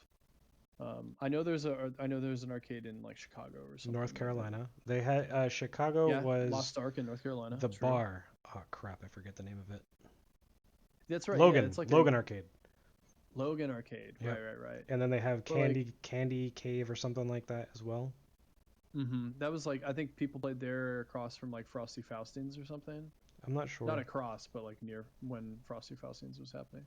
But anyways, like these pockets exist, and I think what you'll see in the coming years is like more and more players coming out of there, getting stronger, getting into that same kind of mentality that I mean, ultimately we're talking about practice, right? We're talking Right. about getting better. Hmm. I think that's what we need. These really just like more places to get a cab Right. and have a smaller scene. Like that's what I had in Doylestown before I even moved to Japan. Hmm. I had that dedicated scene with strong players to shoot Push you. ideas off of. Yeah, to push me and to get better. So I think we're getting there. You know, it's harder for the rest of us right now because we're all in Fightcade or on Xbox Live, but we have kind of the infrastructure in place. Right. And and a huge shout out to Mutant and Katie Alpha and everyone that's helping with the Jazzy Circuit because that is the thing that kind of ties all these scenes together, and that's Right. very important. Absolutely. Where previously somebody would fly out to Cali for a week and just hang out, eat great food, and go play at Don's and Boiler and have a good time. Hmm. But now those guys can actually show up to events and play meaningful matches. Not that casuals aren't meaningful, but tournament is tournament, right? Right. Everything's on the line. And placings mean something, and getting into top 16 for Jazzy Finale means something, and points are important. So, and you're seeing stuff like the lacrosse guys out, Scrub Series, right? Hmm. Ethan and Mashlegs and Fody. And so they're doing things that are developing their own scene. Right. But having that end goal of like a season is important because that's what Japan has. They have Cooperation Cup. Right. Like that's where you go. Like, all right, there's training and practice is great, but what are you training and practicing for? So we Right. need that too. That's the other end of the equation. So Mutant and everyone working in on Jazzy Finale gives us that goalpost to look for. So one thing that you had mentioned was that you thought you were talking about me, I think specifically, but maybe as just a general thing, is that there's not enough reps. Does that mean that you don't think that people are playing enough and they're practicing too much, or like what exactly do you mean by that? Yeah, just straight up like there aren't enough reps. If you show up to and it's just hardware based. Like we don't have enough cabs in the US to compete with the raw amount of cabs they have in Japan. Right.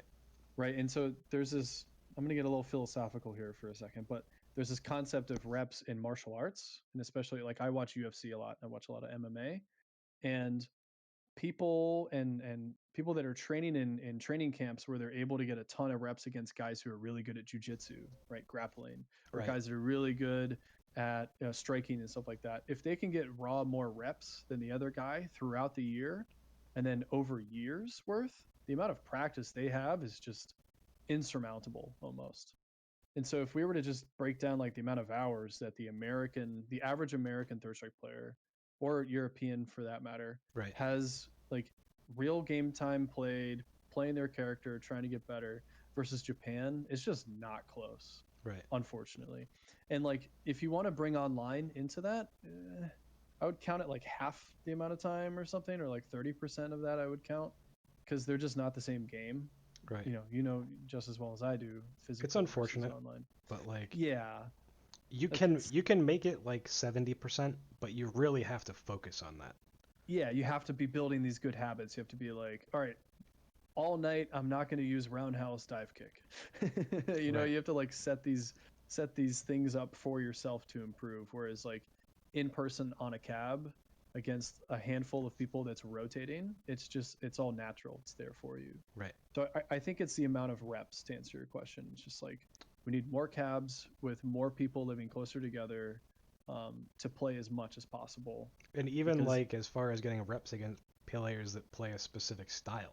Like you get Neiman who plays a very neutral heavy, you hmm know, style of Ken, and then you have Frankie who's very movement heavy and, he's methodical and all that stuff, and then you have Five Star who, you know, arguably is a little bit more offensive, I would say.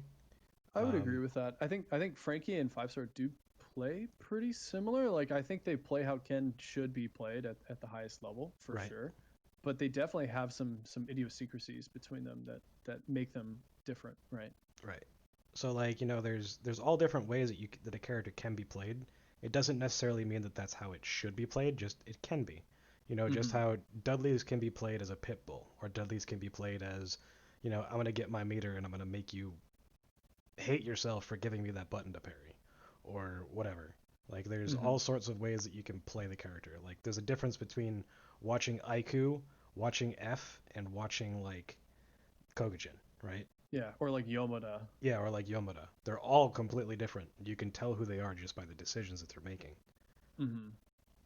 Um, Yeah, and that having that kind of diversity of style is definitely important too, because you can like there's I think Mutant has said it for like a decade.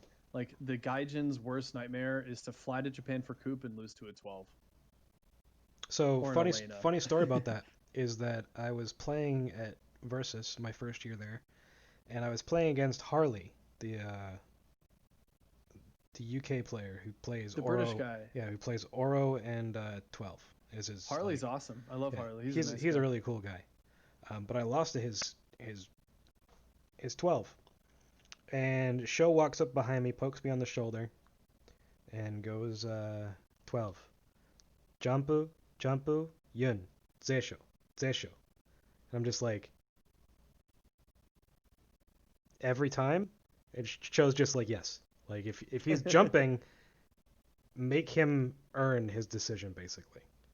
Just so every time 12 jumps or tries to do like jump fly, just Yes, just dash dash punch. punch under him. Just dash Yeah. punch under him. And I remember he told me that, and then I didn't lose a single time to a 12 the rest Yeah. of the trip. And then I played the next time I played the 12 Gauntlet, which was like uh, Yama, Bakudo, 12 Some like Mania, and pistachio. like two other dudes. They were all at Versus one night, and I didn't lose a single game to a 12. And I was just like, it really is that. It's not like that simple, but it's like that one thing changes the matchup enough to the point where like everything else just falls into place. Right. Yeah, and sometimes like you just need a little Poking, helping yeah, a hand, little you know? push. Yeah, tap on Um, the shoulder. Show goes, dude, just do this. And you're like, really? That simple? He's like, mm-hmm. And it just works, you know? right. So, do you watch a lot of matches? Uh, I definitely don't watch as much as I used to. Right. I think it's just because like I Time myself am a investment? gamer. Like I play a lot of Third Strike, that's Right. true, and I've played a ton. I definitely have the, whatever the 10,000 hours to truly become an expert, whatever it's called. I forget what Yeah. the the Mastery guy who level. said Yeah. it. Yeah, yeah. So like I've done all that, but like I do play a lot of other games. Like I play Counter Strike. Okay. Counter Strike is something I grew up playing. Mm-hmm. Um, I think a lot of like the way that I analyze when I do watch Third Strike players, I kind of like look at it almost from a Counter Strike perspective. Like there are things in very high level professional Counter Strike that are just like this is how it should be done, and there's no argument.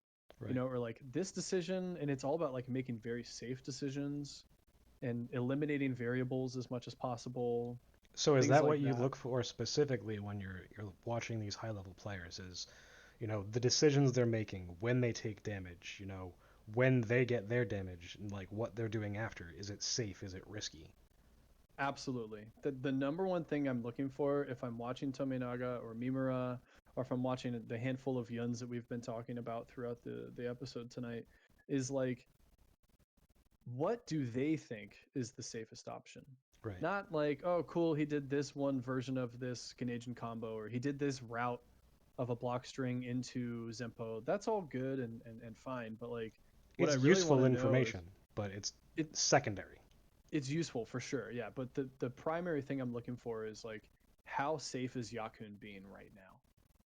And then when he decides not to be safe, well, is it because he's low on life? Is it because he just got bar?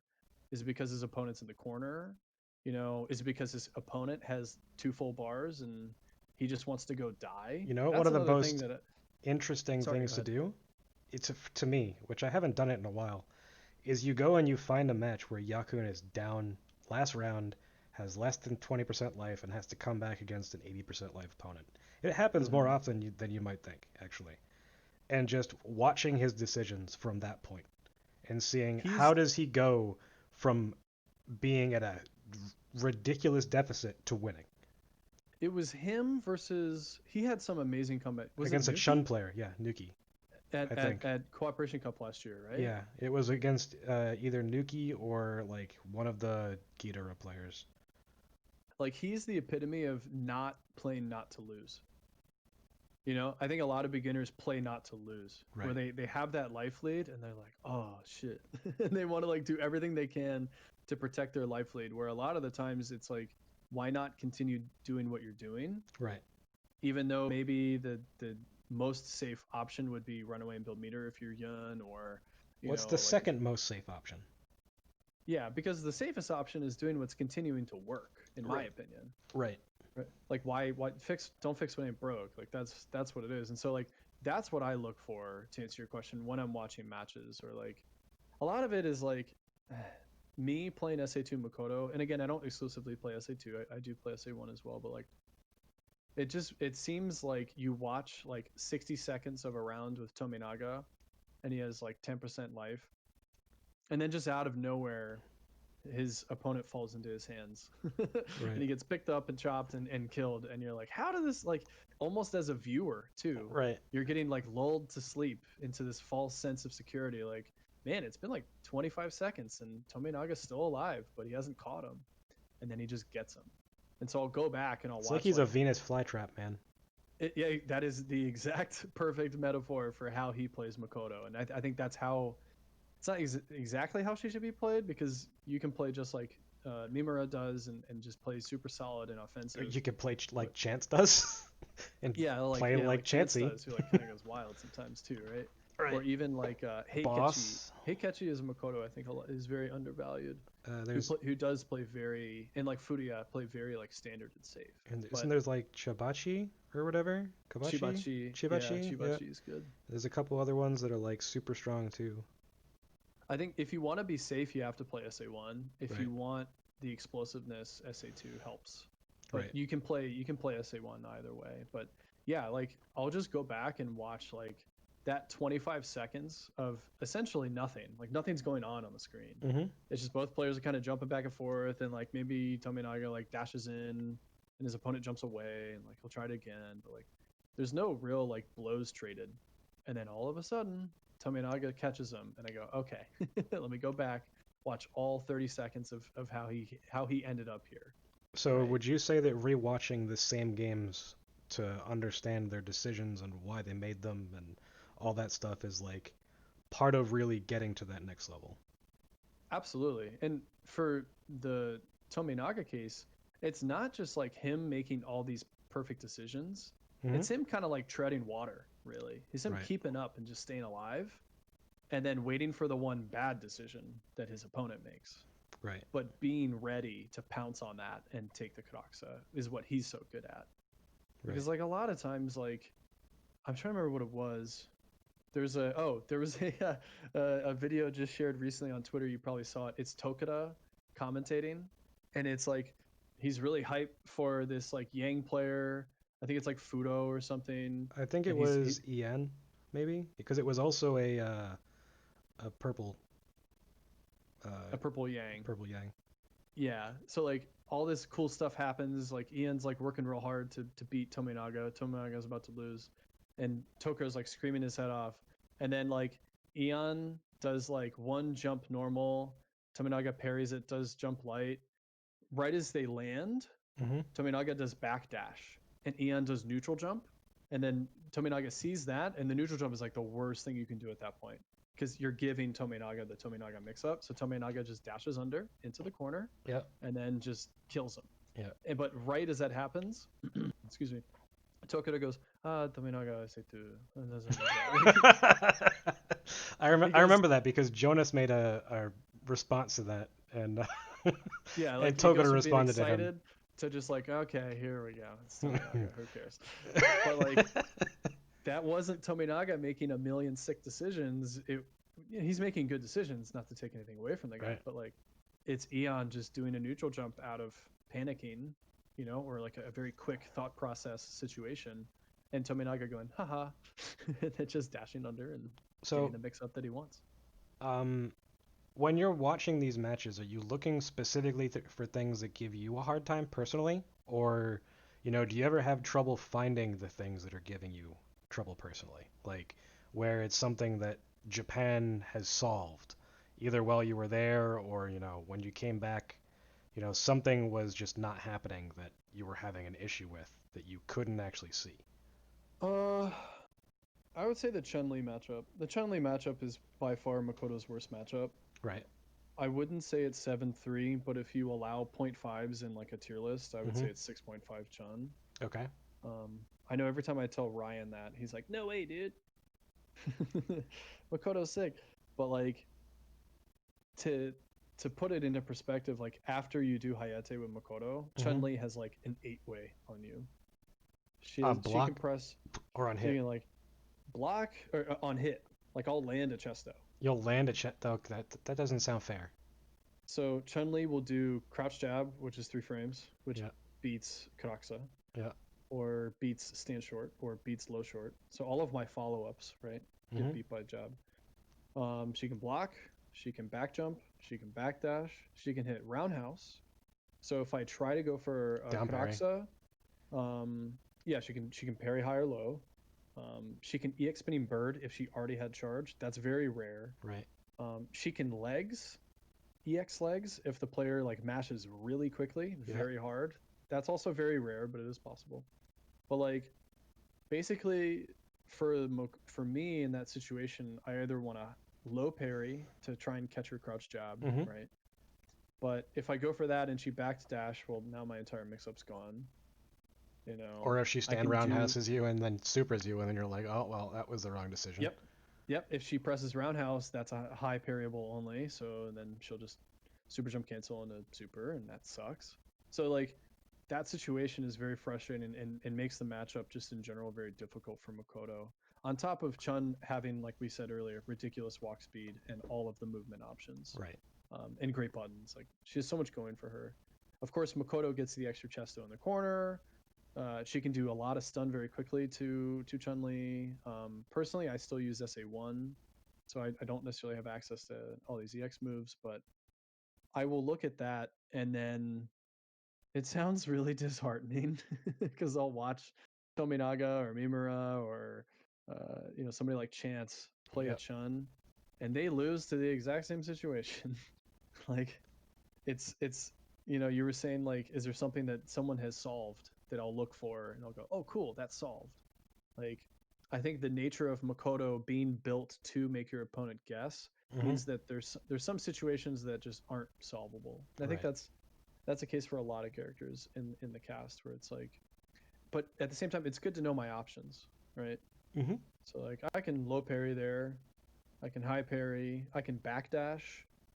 If I backdash and she decided to backdash her own, Mm-hmm. I could do like dash up and now be in her face and try to get a mix up, Right. or backdash chesto, or I can just block, hope that she decided to backdash, and then as she's backdashing, catch her with low strong chesto.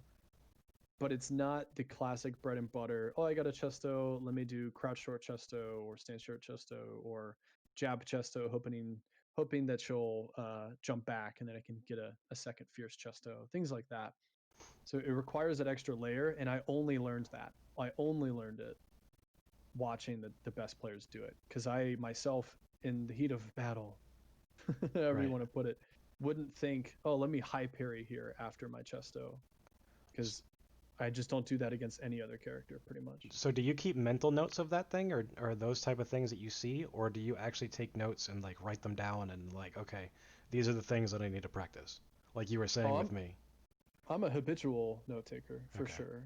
It was something I was doing constantly in Japan. Not I don't do it as much here just because I'm not playing as much, obviously. Right. But like I would just stand behind Tominaga for like 20 minutes and just watch him play, and then be like, oh, that's one thing I should jot down and just write it down on my notes.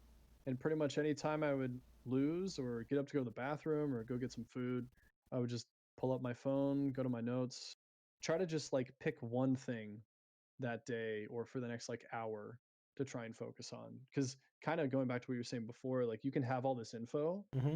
but if you don't decide like, let's just work on this today, then it's very hard to put all of them kind of like into your back pocket, into your Right. toolkit.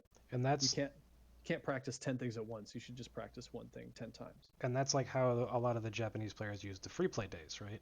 Is Mm-hmm. like to like do those exact sort of things that we may take advantage of online because we're not paying money to do it. Yeah, Japanese players play very different in free play than they do in tournament. Right. They're more than happy to just mess around, and like that's where most people learn their alt characters as well. That's where I learned Yun. Right. It's just through free play, and it just so happened that Newton had like Shinta and Nishikawa and Yakun and Sho, and like I could just watch Nishikawa all is these Tsukians play. another player that people don't talk about, and he plays both Nishi, twins very well. yeah, Nishikawa is like very strong with both the twins. He's a Game Newton, mainly Game Newton player, but he's super, and he commentates a lot too. But he's really good. So like just watching them play, He was and really nice to me too. he's a very nice guy. I feel bad. We were gonna go get ramen one night, and then I had to blow him off because I was going to see a girl. And then he gave me shit for it for like months. He'd be like, you missed your one chance to go get that awesome ramen with me, Dankah. And I was like, I'm sorry. I'm so sorry. Don't blame me. But yeah, just like having the freedom and like not caring about like I think Steelhammer said it on Mutants podcast. Don't be hell bent to win. Right. Like don't win at all costs, which is like That's hard you can to cheapen your mentally gameplay do that online, though. especially. Right. Like just focus on something and practice it, and when you feel like you've developed a good habit, move on to the next thing. And but like absolutely taking notes is the first step of that, because if you don't write it down, if you don't put it in front of you and say this is something I should practice, Right. then you're never really going to practice it in earnest. Exactly. So like if I showed you that forever long spreadsheet of set plays that I have against specific characters, and it's just like, okay, well, I'm gonna practice this one, and that's it. And then Hmm. eventually that'll be muscle memory, and then okay, now I'm gonna practice this one and this one, or even just stopping with a couple and being like, okay, I'm gonna see how far these will take me, and then eventually I have this list that I can go back to if I need more.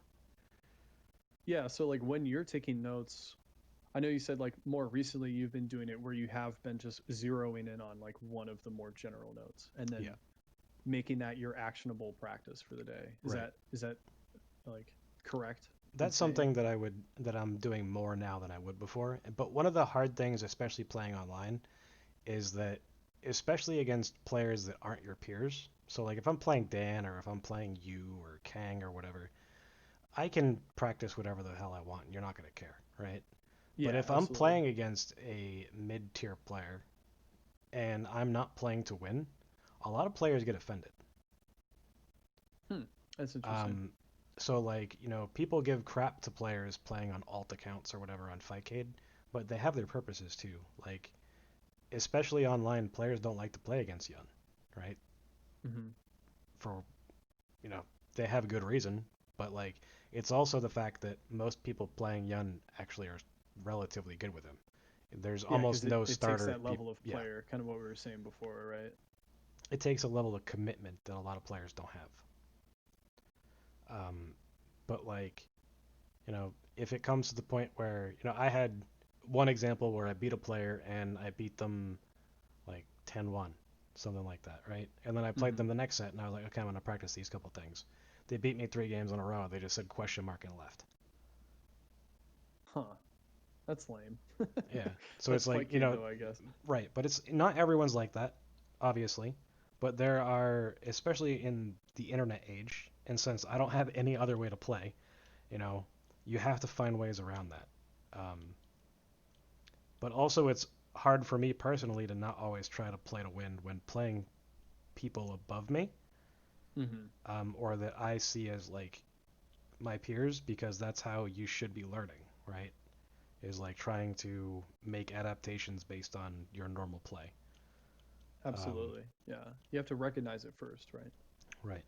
So like that's where I'm starting to like apply more of these taking notes and reminding myself of things. Not necessarily that I have to practice them, but just be like, okay, you got to remember that these exist, or you have to remember that these are your goals. Whether you're playing to win or you're not playing to win, you know, you should be looking to do this as much as possible. Yeah, like it's so funny. Like there are ways that you can remind yourself, and then there's ways you can remind yourself. And one of them, I have a very vivid memory. Kuroda was at Game Versus one night, Yep. and it was a Danizen ranking battle, so it was Friday. He wasn't playing in them; he was commentating, but I was playing in them, and I was working my way up to the first name rank, which is Suamono. So you go from 1 to 10, and then after that you go to the name rank. Okay. And I was stuck in 9-10 Mm-hmm. for like 3 months. And Jesus. I couldn't get up to the first name rank. And Kuroda was standing behind me. I can't remember what Yang I was playing against, but I was playing against a Yang. And like he was telling me, don't use SA2 anymore against Yang. He was like, just use SA1, trust me. And I was like, yes, sir, you're Kuroda. Absolutely, let's do it. But then I did like crouch short chesto SA1 in the corner against Yang. And stand like Iki X Rekka? And the first thing that happened right after Makoto puts her fist in the air animation, Kuroda slapped me on the head. He literally like went bang, like bonked me on the head. And I immediately just went, Sodas, Sodas. It's like, stutter, stutter, stutter. Like, I know, I know, I know. But like, it was a physical reminder of don't do that. And as dumb as that sounds, like somebody literally just like hitting you on the head, like, you shouldn't do that. I never did that again. I That's never actually stationed in funny. the corner again. It's actually funny because that information is something not a lot of people know about, right? And that's something that just came back to light this week on Twitter, where one of the Yeah, Japanese kind of, yeah. players sort of like showcased, okay, Seichizen happens in the corner. What do every character have against this? It's like, okay, well, Yang's got super, Yang's got wake up, stand like kick, EX Rekka, Yun's got stand like kick dash punch. Like XYZ character has whatever. Um, it's just funny, like that that information is relatively unknown to most of the Western world still. Hmm. And then I remember, you know, someone mentioned it, and it was like, well, oh yeah, it was on Discord. Dan was like talking to Daisuke, and he's like, well, didn't you read that information back on Game Restaurant in like 2002? And Dan's just like, I don't read Japanese, Daisuke. And he's like, oh, sorry. Yeah, you're like, oh, I forgot about that. Or I'd be like, Daisuke, I was 9.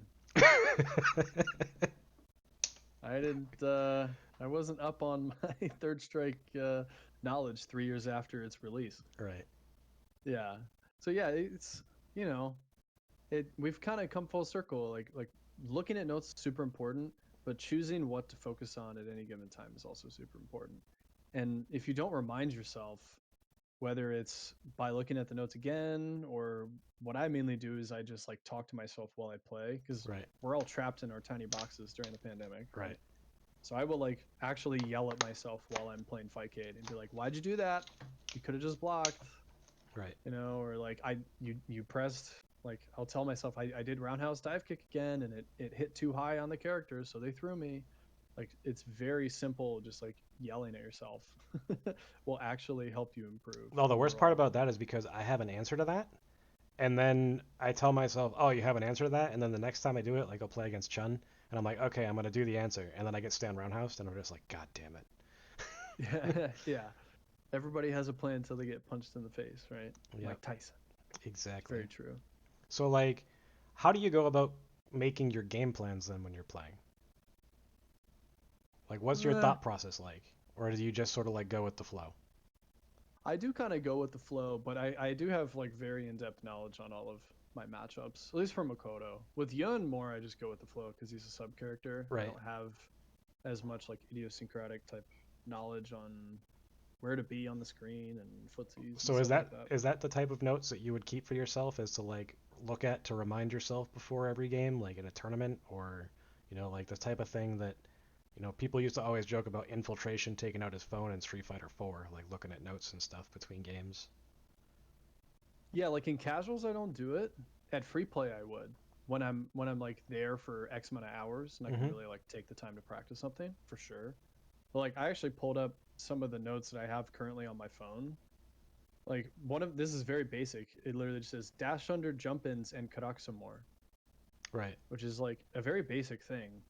But just to further reinforce a good habit. Because you can have a good habit, but then like Not do it enough. not, yeah, not do it enough. Yeah, exactly. So like that's the kind of note I'll take. Or like, um, mash throw after blocked chesto or backdash. So this is more specific of like people not knowing exactly what to do against Makoto. Like if they block a chesto, Hmm. a lot of times they're not going to give you the max punish, even though they should. You know, like you're like super minus. You're minus like 13 or something on a Hmm. blocked chesto. Right. But a lot of times they kind of don't do it.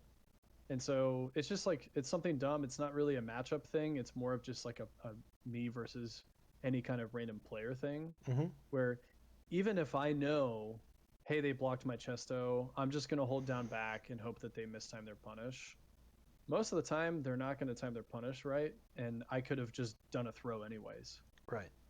So it's like it's not matchup specific, it's not combo specific, it's not even character specific. It's just like here's a situation that I've seen a bunch that I know I could technically do something about, Right. even though like mashing throw is not the smartest thing in the world to do.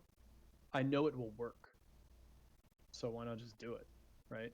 Or Right. if like I think they're gonna mistime their punish after my blocked Justo, I could backdash and then whiff punish them if they're doing stand strong or whiffing a throw or something like that. So those are the kind of notes I take. They're a little bit more like habit based Right. for me personally because I've learned the matchups. Like I know what buttons to press. Like I know what combo works on what character and stuff. And but it's more like I could be improving habits and my own gameplay across the board, not just like against characters. But at the time, like I still do have a notebook of like every matchup and just little things. There was one time where we were talking. I think it was actually at that same tournament where I lost, where you were explaining the Hugo matchup to me as Makoto. So like you were saying that going in doesn't really make sense, and that you need to abuse crouching medium kick and I believe like neutral jump medium kick and a couple other things. Mm-hmm. Um, but it's like, is that like your overall basic game plan? Is just like you find out the best things that work in that matchup, and then you just try to focus on those things, and that's it, and then eventually make adaptations if your opponent learns to deal with those things, or like how do you approach that? Yeah, I try to keep it really simple, especially because Makoto is such a fast character. You don't have a lot of time to like sit around and think. Right. Like I feel like Yun is very specific because when you activate Ganajin, you can kind of go like, ah, okay, what am I gonna do? Like Right. during the super freeze, you have like a second and a half to think like, okay, now here's what I'm gonna do. Like you can take a breath Right. almost. You can literally say to Makoto, yourself, Zempo overhead, confirm. Like, yeah, yeah, like you can literally set something up for yourself within the next 2 seconds, right. and have a mini game plan within the overall game plan. But with Makoto, you're more like you're driving her. She's like a mecha that you're just like piloting around the screen because her dash, because you'd use the dash and you're like you don't have control for 15 frames. Right. It's not like you can block whenever you want. You're like, all right, I'm going in. Let's see what happens. And a lot of times you get these weird exchanges where like someone like Frank, if I'm playing as Frankie and like anticipating I might dash in, he'll press like crouch short, like spam Right. crouch short at mid range, and then it'll stop me halfway through my dash, and maybe I'm not right next to him. Now I'm in a weird distance, and I don't know what the best button would be at that time. So Right. it's more of just like these buttons are really good against this character. They beat a lot of their pokes. Should I be close? Should I not be close? Like against Hugo, I just don't want to be close. Right. Especially if I can just press stand medium kick from really far away or crouch medium kick from really far away, or literally anytime he jumps in, I can just dash under it. Why wouldn't I just do that forever? Right. I'm more of an offensive kind of player for sure, but I still just want to get the win. And if it's something that's simple and I can kind of like have a very basic game plan going into a match, let's do it. So, are there any tools that you wish sort of existed for like practicing third strike that may not exist or may exist that you don't know about? The thing you were telling me about earlier, where you can set up random or sequenced playback, for Yep. like we were talking about Kuni and Kashi practicing guard jump and red parries in the corner. Yep.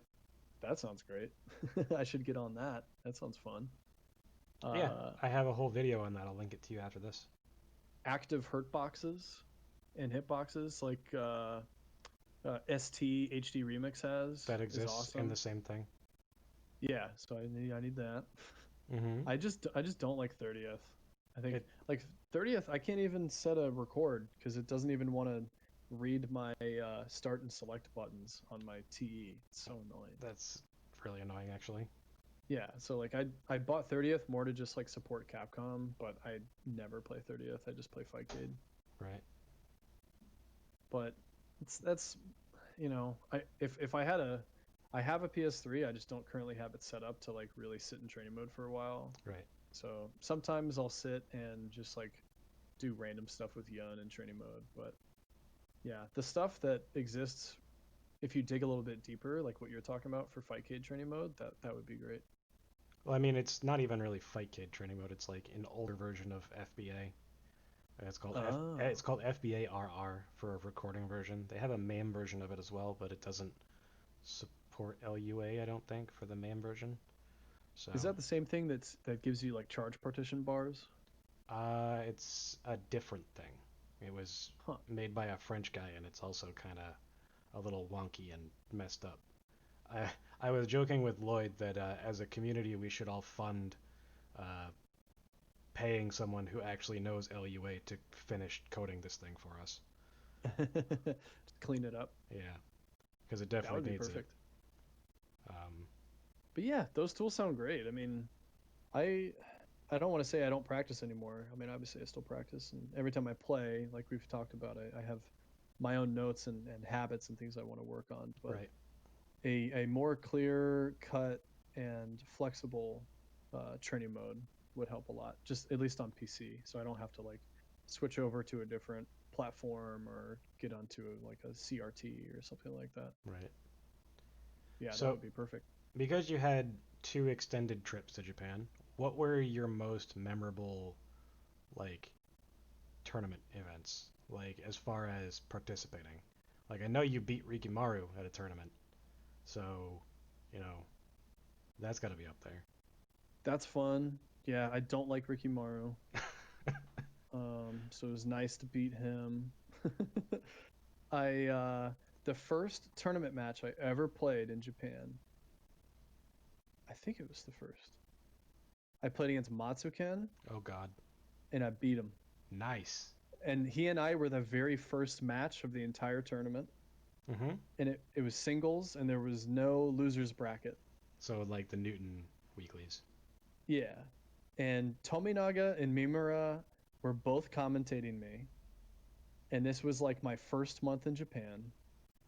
And I won in the sickest way. Okay. I It was third round. I had like barely any life. He had like a little bit of life, and he knocked me down in the corner. Mm-hmm. And he did universal overhead, Yep. and I did medium punch fukiyage into crouch roundhouse, and I won. And I stood up, and I just put my hands up like a degenerate, and I popped off. I just went, see. I think I just said like America desu Oh or my something like God. that. And Tominaga and Mimura, who like at this point barely know me, right, are just like looking at each other and going like, oh, ho, ho, ho, ho. They're just going crazy. And I know it was recorded. I know it was filmed. Kazuya has the tapes Okay. in his apartment. And every time I see Kazuya, I say, "When are you gonna get that? When are you gonna like produce that tape, dude? You gotta put that Tecmopia tournament out online. Please do it." And every once in a while, I like rag on Genki to get it done because Genki and Kazuya are boys, and it's like, so the footage exists, the commentary from Tominaga and Mimura exists. One day I'll be like 70 and I'll see it, I'm sure. I'm sure. But I Eventually. know they exist. That was like the most, and that was like right when I got to Japan, so I was like very excited about that. I did a bunch of dumb stuff that like was unsafe and probably got me the win in a shady way, but In an American way? in a real guest parry type of way, right? But that was hype. Um, Trying to think. Big tournament wins. What were the or you know, alternatively, what were the most impactful advice that you got? Hmm. Kind of what I had explained about Tominaga's game plan. It was like just catch them. Right. It doesn't matter how much life you lose. Just catch them. So That's all you life is need. just another resource at that point. Life is a resource. Life is just another bar that creates and eliminates distance. That's Right. it. You know, EX is great. It's good to have a life lead and then poke your way out of a win, but a lot of other characters have better pokes than Makoto and better footsies. So Absolutely. even if you do have a life lead, it can vanish in a blink of an eye. So yeah, just kind of like Tominaga saying like, dude, just catch them. Like who cares how you get there? Just get them. And then probably like on the Yun side, like Nishikawa has been was really helpful. Just because he was at Newton all the time, and Mm-hmm. Shinta, they were kind of like more my Yun mentors than anyone else, just because they were around the most. Right.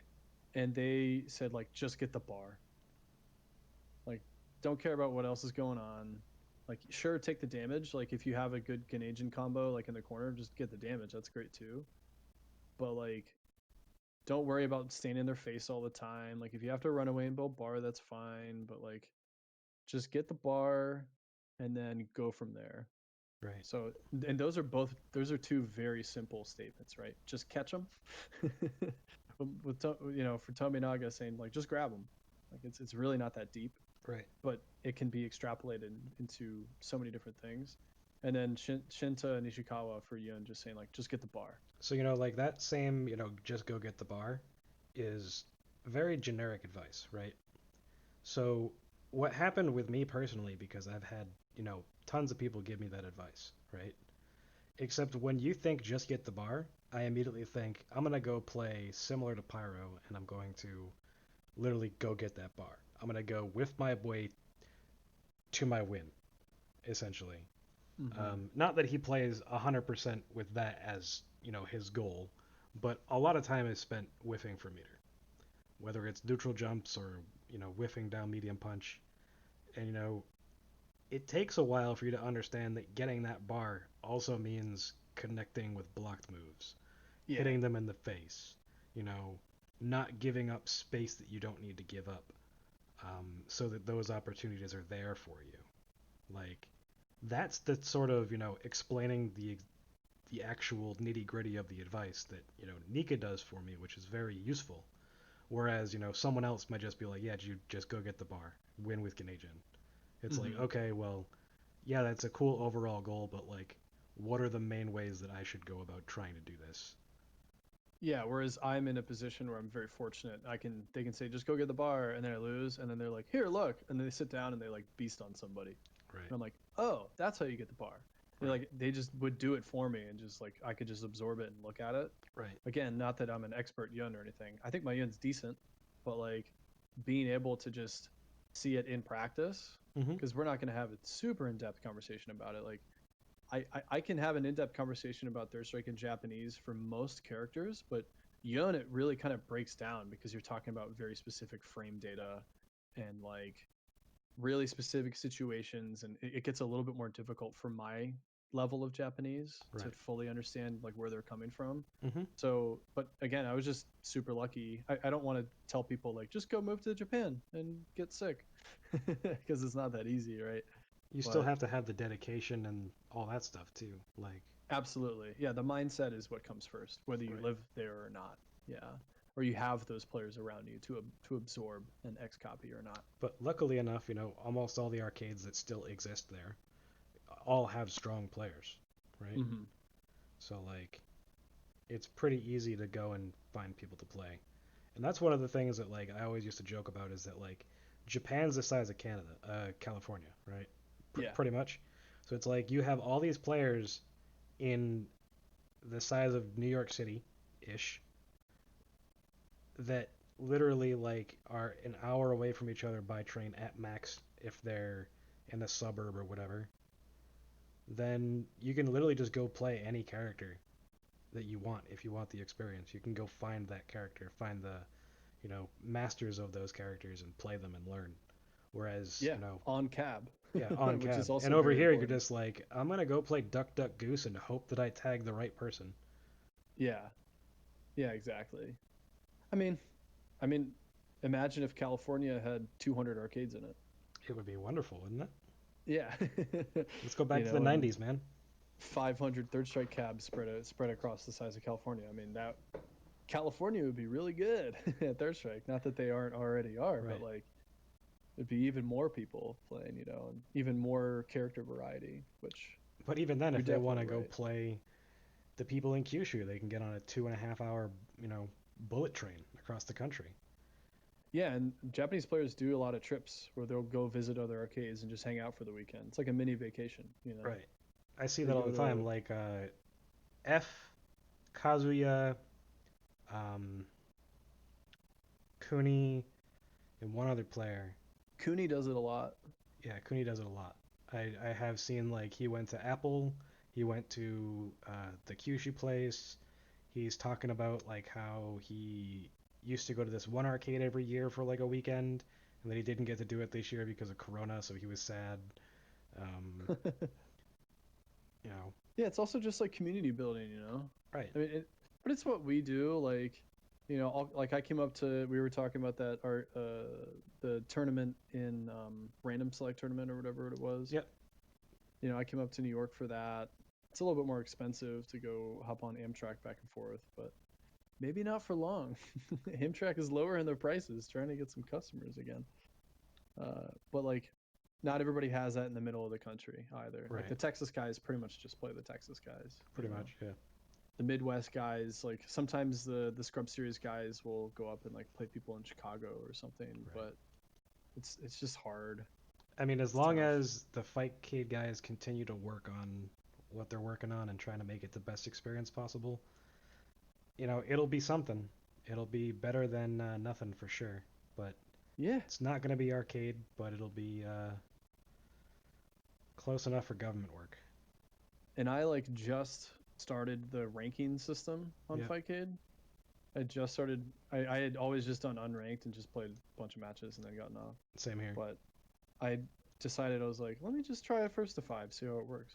And I think it works pretty well. That like as soon as the first to five's done, it just like gives you a 5 second countdown and then it closes your match I and you can think watch it back. personally that only doing ranked is a better way of getting self improvement unless you specifically want to play one player for a very, very long time. Yeah, like if you and I hit each other up and we're like, let's play like 50 games.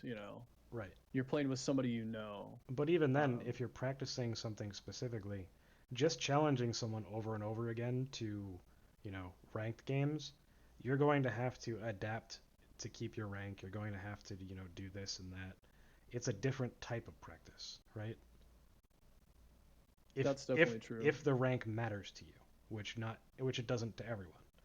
But, if you go in with the idea that, my goal is to win, then, you can treat ranked as that way and treat casuals as literally casuals where you're practicing other things. Hmm. Like, if you treat that like you're at an arcade and, you know, the games that matter are like tournament games where you can take those whenever you want for ranked. Like, yeah, ranked isn't always going to be perfect. It never has for any version of the game. But, though the one thing that Street Fighter V players always talk about is your rank is representative of your skill level. And, Yeah, you know, even in any fighting game that's true. Like, even if it's online being an excuse as to why you're losing can only go for so long. that's definitely true. In a way, I care more about my Fightcade rank than I ever cared about my Xbox Live rank. Right. When OE was out, It, because you, I do think it's a little bit more representative of how good you are. and not just how Um, many games you grind, yeah, because there's an yeah, elo system and all that stuff. yeah. Like I Like, think I played this guy. I don't remember who I played, but I played a first to 10 and I won 10-0, and then it just immediately put me at C rank. mm-hmm, And I was like, all right, I guess that makes sense. And I played a few more, and I don't think that. I could check right now. I don't think it put me to B rank yet. I probably have to play a little bit more, but Right, but like there's also, if I'm a C rank and I play against an A rank and I take a single game, they can lose points. oh, really? They can not even go even. Yeah. That makes So sense. if like they're playing against someone that's sandbagging on an alt account and it's just like some other strong player, it can make for some crappy ranked experience, but that also puts you back with the players that you should be playing with if that's who you're losing to, and they really should be the rank that you're at and kicking your butt anyway. Yeah, yeah. But I also like that you can challenge an A rank if you want, Right. right? Can't you do Yeah, that? yeah, you can challenge any rank. See, that's cool. Whereas like if you just get thrown into the ranked matchmaking queue for Street Fighter 5 or something, it only puts you against people similar or slightly above or slightly below. Right. But like I kind of like the fact that if you're on Fightcade and you're like a D rank player, and like I think EXO has like A rank or whatever, and you want to play EXO will be like, yeah, sure. And Right. then you go like, oh, okay, so this does make sense. Like Yeah. whoever is a D rank player probably will get bodied by EXO, and then realize like, okay, that's the level where I can work up to. But then it's all about Whereas, finding the players that actually want to work up to that level. yeah, yeah, which can be hard to find, but like things like Discord, things like these character specific servers on Discord, like what Steelhammer has going on, or what we're just now going to cultivate with the Makoto Discord. Do you think it's We're worth actually doing one for Yun, or do you think that there's not enough players to warrant it? I mean, it can't hurt, Why not? Just Right. fire up a Yun Discord. Just don't like know that you're not gonna like, or at least I would recommend maybe not just don't put a ton of work into it. Just have it there as a resource. Almost treat it like an archive, right? Where you For can myself? pin, yeah, for yourself too. Like you can pin a bunch of spreadsheets and stuff there. So like if you're let's say like when things go back to normal, we're at next level or something, right? And someone's asking for a really specific thing, you'd be like, well, you can very easily go to our Discord Right. and find the spreadsheet, no problem. Like it would be, it's nice to have them like have notes, matchups, and just even just casual conversations about the character if you like. At least it's some central hub, which I feel bad for having not made one earlier on Right. Discord. Again, that's just because I don't use it a ton. A lot of people don't, Um, even in the Third Strike community. I think we're getting better with it though. Yeah. As more of these character specific channels open up, Hmm. and I think more of them will. Um, I think people will start to just get in the habit of using it, Right. getting used to starting your computer and clicking the Discord button so Or it comes putting it up. on your phone so you can, talk to people, and, you know, sense of community is something that it can help with as well, which, you know, as we've talked about, there seems to be a lack of in a lot of places. Hmm. But once you have that in Discord, and you can just like slowly build it, like I'm sure like when you make the Yun Discord, it's not gonna grow right away, Absolutely not. you know. But even if there's like two dudes who are like, "Hey, I want to learn Yun," and like they actually take it seriously, that's two more Yun players in the U.S. that you've just created Right. or helped foster, Hmm. which is better than zero. you know. And also, the more players that you know, bring to the character, the more you can learn from the other players that are, making different decisions. That's Mm-hmm. how, everyone learns the most for their character is watching. Yakun probably got stuff watching, KO, and Yakun probably got stuff watching Issei, and eventually, it's an amalgamation of all the information that you've gathered over time and how you apply it to yourself and how it applies to how you want to play the character. Absolutely. And while we might not have as much match footage, like raw tournament play for us, I think COVID just messes everything up. But like we were getting there with the Jazzy circuit. Right. Like you're starting to see people come up and get better and place, and then they can actually kind of shake those turning nerves, which is a whole other thing, is getting over turning nerves, which I feel very fortunate that I kind of had the trial by fire in Japan to get over that. Right. Um, they're also pretty respectful in Japan, so they don't yell at you while you're playing. It's a little different here in America, Yeah. but like that's where I think that's where the game is headed, at least in the US. I apologize, I'm a little ignorant as far as what's going on in the EU. I know like the gutter trash guys are doing some cool stuff in the UK. Right. I know France has a great scene. France is probably the strongest. It probably goes Japan, America, and then France as far as the France has strongest. some really strong players too. They got Yeah, like Billy Kane, Mimosa, Niabon, dude, Neobon's sick. Yaz, Nicola, Marco, Moonbi. You know, Yeah, they are doing it right. You know what I mean? Like they're really cultivating their small scene, but like all leveling up together. yeah. So It's I really think, interesting too to watch like the Japanese players play against the French players and like you know that the Japanese players are above them, so it's interesting to like watch their habits and what sort of risks they take and all that sort of stuff as well. Because like hmm it's not always apparent when you know when you're watching Japanese footage that someone is above another player, because at some point they're all able to take games off each other at any time, right? For the most that's part. definitely true. Yeah, for the So most part. like when you see a top player definitely playing against someone that you know is not really difficult for them to beat, it's interesting to see how simple they keep their decisions or, how much they screw around and, this, that, and the other thing. hmm And like I don't want to just shout out, places here in the West, like the UAE has some Yeah, yeah. stronger players that routinely go out to Japan. It's a little bit Uh, shorter of a hike for them, and they got that oil Musa, money. Musa, the Goki Yeah, player. Musa. Yeah, yeah. I met him in Japan. He was a cool guy. Um, I know they have like Dioxin and a couple other players still too. Yeah, Dioxin. He's a Yang, right? Pretty sure. He was an Oro player, and I don't know what he plays now. I think he changed to something else. But then you Oh, have okay. uh, you have Hizmet in Vietnam. You hmm have uh, There's a bunch of like South American guys that are starting to play that yep, you like got I the see their the, streams. I the don't know Chile like any of their guys, names.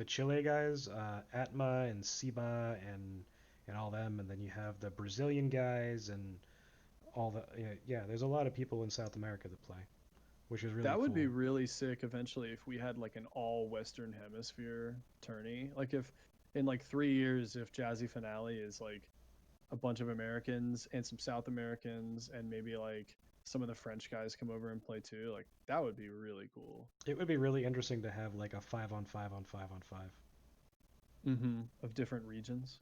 Like yeah, And like then we can all Cali, lose East to Japan. Coast, no, no Japan, like France, the UK, Cali, Texas, East Coast, uh, Chile, Brazil, like it would be really interesting. I don't really know of like any in Africa. I don't really know of any in like East Asia outside of like there's a Makoto player from Hong Kong. Charles, he was on my team, Charles. remember?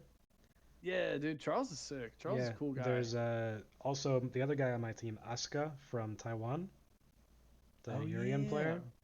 And then you got Ak in Canada. So, we can't necessarily throw out Canadian players, right? Yeah, absolutely. Yeah. We got some Canadian representation in Third Strike too, so But luckily, this game is, still popular all around the world. How popular is, doesn't really matter as long as people really enjoy themselves. yeah. I mean, it's going to be as popular until all the cabs die because of Well, these I don't think self-destructing CPS threes, that. unless we can fully save those. Yeah. Yeah, you can with dark softing everything. Remember, they dark soft can resurrect any board. Can it resurrect the batteries though? Like, can't the battery like spill It's over and it's mess it up or something? it's all done off of SD cards now. Oh You yeah, can that's you can right. mod it to run off of an SD card and all that stuff. So it's perfectly feasible to always have arcade Third Strike. Mm-hmm. We But just got to it's bring a bunch of SD cards to Japan, get them on yeah, I don't think that'll be an issue. it. get full dark soft implementation. And it also fixes, thanks to Arlieth, they have a fix on the Darksoft stuff that fixes the Makoto and Ken glitch. Right. Yeah. So Which I'm a little bit on the fence with that. I don't know. It's not like I'm worried about bringing a new invasive species into an ecosystem or something like that. Right. Like I know that fixing that one Makoto Ken glitch probably doesn't have any ramifications, Right. but part of me is like, let's take it easy a little bit. I don't want to like. Especially if we don't have to worry about killing the CPS3. Right. Whereas like that was the concern earlier. Like I think there was a Twitter thread earlier this week or the week before with Yuki talking about like some dude in Texas was like specifically trying to get the Ken Makoto glitch because he knew it would break the board. And like that's not cool. Right. And it doesn't always break the board to be very clear, but it can from what I understand, from what I've heard from Japanese players. So, if the Darksoft won't blow up and die, I don't know if we need to fix that glitch. You would just restart the board and then the match is over anyways. But Right. yeah, I don't want to go too down the line of messing with the original code, but I do like it as kind of an idea of like if there are things that are really bad for the game, maybe we could improve that and fix it just glitch wise, Right. no balance or anything. No, absolutely not. I think that's one of the only glitches that would make sense. Anything that can, sort of soft lock the game. That's the only thing that you should ever change. Yeah, like the Remy Urian glitch should stay in. Absolutely. Yeah. Everything like that. But Third Strike seems to be in a relatively good place, all things considered. But hopefully, with COVID ending and Jazzy coming back to the helm, it'll improve even more. Dude, I'm pumped, man. I'm ready for I think everybody's pumped. I'm ready for this to be over. I'm ready to go get sets in, go get some like pizza in New York, play with all you Well, guys. I might see you sooner than that because I plan on visiting Issei at some point. Yeah. Um, Yeah, that would be sick. and if I do, I'll definitely make sure to hit you up. Dude, I'm excited. Let's end this pandemic, man. There's Third Strike to be played. Indeed. And on that note, is there anything you want to shill before we call it for a night? Um God, I'm so bad at plugging myself. Twitter is Dan_Risen. That's DAN_RISEN. It's just my name with an underscore.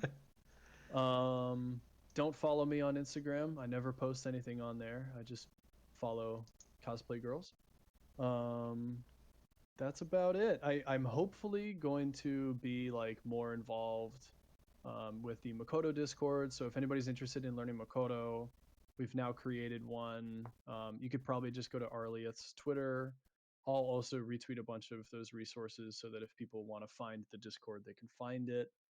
If you ever make a Yun Discord, I'm happy to join. I'm trying to be more active on it, and I am being more active on Fightcade as well. And on Fightcade, my name is just Dankah, so it's the same name. I don't use an alias or Right. a different name or anything like that. I just play as my name. I don't really care. But yeah, Well, if people want to hit me up, I like to think I'm a nice guy who's willing to teach people or play with whoever on Fightcade. well, I do appreciate you coming on here, and you know, I'll talk to you soon. Yeah, man, I appreciate you having me. It's fun to get in a little bit more nitty gritty Third Strike terminology and kind of strategy talk. So I loved it. Yeah. Well, I'm glad to have you, and I'll have you again in the future if you'd like. Awesome. Yeah, dude, just hit me up anytime. All right. Thanks. Peace, man. Peace.